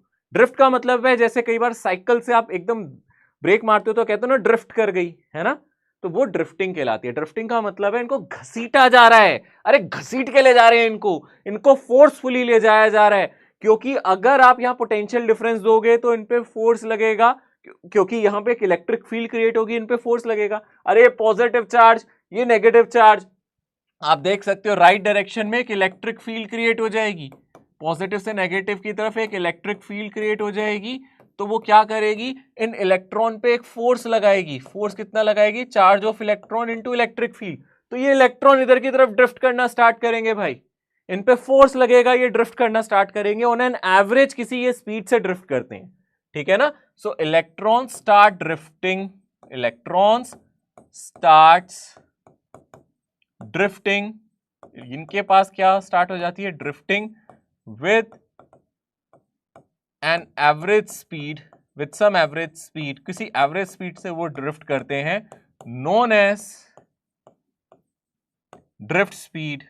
इसी को हम क्या बोलते हैं, ड्रिफ्ट स्पीड और ड्रिफ्ट वेलोसिटी। इसी को आप ड्रिफ्ट स्पीड या ड्रिफ्ट वेलोसिटी कहते हो, ठीक है ना। अगर आप फोर्स की बात कर रहे हो तो फोर्स अलग लग रहा है। अगर आप फोर्स की बात कर रहे हो, फोर्स ऑन एन इलेक्ट्रॉन, अगर आप इलेक्ट्रॉन पे फोर्स की बात कर रहे हो तो आप याद रखना इलेक्ट्रॉन पे जो फोर्स लगता है वो charge of electron into electric field है, ठीक है ना। वो charge of electron into electric field है, इतना फोर्स उस पे लग रहा है। और इसकी वजह से अगर आप ध्यान से देखोगे हमें करंट मिलेगा। इसकी वजह से अगर आप किसी क्रॉस सेक्शन एरिया से देखोगे तो ओवरऑल इलेक्ट्रॉन लेफ्ट साइड जाएंगे and drift speed causes current, drift speed of electron causes some current, ठीक है। ऑल्दो अगर आप ड्रिफ्ट स्पीड की बात करो ये बहुत कम होती है, ड्रिफ्ट स्पीड अप्रोक्सीमेटली 10⁻³ मीटर पर सेकेंड के आसपास आती है, पर ये बहुत ज्यादा करंट दे सकते हैं। मतलब ड्रिफ्टिंग बहुत फास्ट नहीं होती पर फिर भी करंट दे देते हैं, क्योंकि नंबर ऑफ इलेक्ट्रॉन्स बहुत ज्यादा है। नंबर ऑफ इलेक्ट्रॉन्स बहुत ज्यादा है, ठीक है ना। Drift speed of electron causes some current, तो करंट ड्रिफ्टिंग की वजह से आता है, थर्मल मोशन की वजह से नहीं। थर्मल मोशन में स्पीड ज्यादा है, ड्रिफ्टिंग में स्पीड कम है, पर करंट ड्रिफ्टिंग की वजह से आता है, थर्मल मोशन की वजह से नहीं, ठीक है। सो नेक्स्ट क्लास में मैं चर्चा करूंगा इसको कैलकुलेट कैसे करना है, ड्रिफ्ट स्पीड को निकालना कैसे है, इस पे चर्चा की जाएगी नेक्स्ट क्लास में। आज जस्ट मैंने बेसिक चीजें और काफी सारी चीजें एक्चुअली हमने छोटी छोटी बट काफी सारी बातें डिस्कस की है। बहुत सारी बातें होंगी जो आप पहले से जानते भी होंगे, जैसे कि शुरुआत अगर आज हमने देखा जाए बेसिक करंट की डेफिनेशन से की थी, करंट क्या होता है। फिर हम लोगों ने देखा था करंट डेंसिटी वगैरह, एवरेज करंट के बारे में मैंने एवरेज करंट और इंस्टेंटेनियस करंट भी बताया था ना, ये कैसी क्वांटिटी है ये भी बताया था। इसके कुछ क्वेश्चंस कराए थे, कुछ एग्जांपल्स मैंने आज आप लोगों से डिस्कस किए थे, है ना। Charge revolving in a circular motion, इससे एक रिलेटेड क्वेश्चन कराया था। ओम्स लॉ पे चर्चा की थी, इससे रिलेटेड कुछ क्वेश्चंस कराए थे, ठीक है। रेजिस्टेंस ऑफ अ वायर किस पे डिपेंड करता है, इससे रिलेटेड मैंने बातें बताई। बहुत सारी बातें हैं जो आप जानते होंगे पहले से, बट दोबारा से देखने को आपको मिली है। नेक्स्ट क्लास में हम यहां से शुरू करेंगे ड्रिफ्टिंग से, ड्रिफ्ट स्पीड से मैं नेक्स्ट क्लास में स्टार्ट कराऊंगा। आज मैं इसका फॉर्मूला नहीं डिस्कस कर रहा हूं, नेक्स्ट क्लास से करेंगे। आज आपको क्या करना है होमवर्क में, मैं देखो फर्स्ट डीपीपी अपलोड नहीं कराऊंगा क्योंकि अभी बहुत बेसिक चीजें पढ़ाई हैं, अभी आपको पहले फील लेना है, पहले समझना है। आपका काम है आज होमवर्क में रिवाइज करना, ठीक है ना। और अगर आप मॉड्यूल से कुछ क्वेश्चन आप अटेंड करना चाहते हैं ओम्स लॉ के एक्सरसाइज 1 के, तो आप ट्राई कर सकते हैं, है ना। अभी आपको कोई डीपीपी मिलेगी नहीं, आप जस्ट रिवाइज करो, लेक्चर को अच्छे से रिवाइज करो, क्योंकि आज हमारा इंट्रोडक्टरी लेक्चर था, आज हमने बहुत बेसिक बेसिक चीजें पढ़ी है। आप उसको अच्छे से रिवाइज करो, फिर मैं आप लोगों से नेक्स्ट क्लास में मिलता हूं, ठीक है। तो आज का इस लेक्चर का सफर यहीं तक है, कल मिलेंगे नेक्स्ट लेक्चर में, तब तक के लिए टेक केयर, अलविदा, सी यू सून, बाय एवरीवन।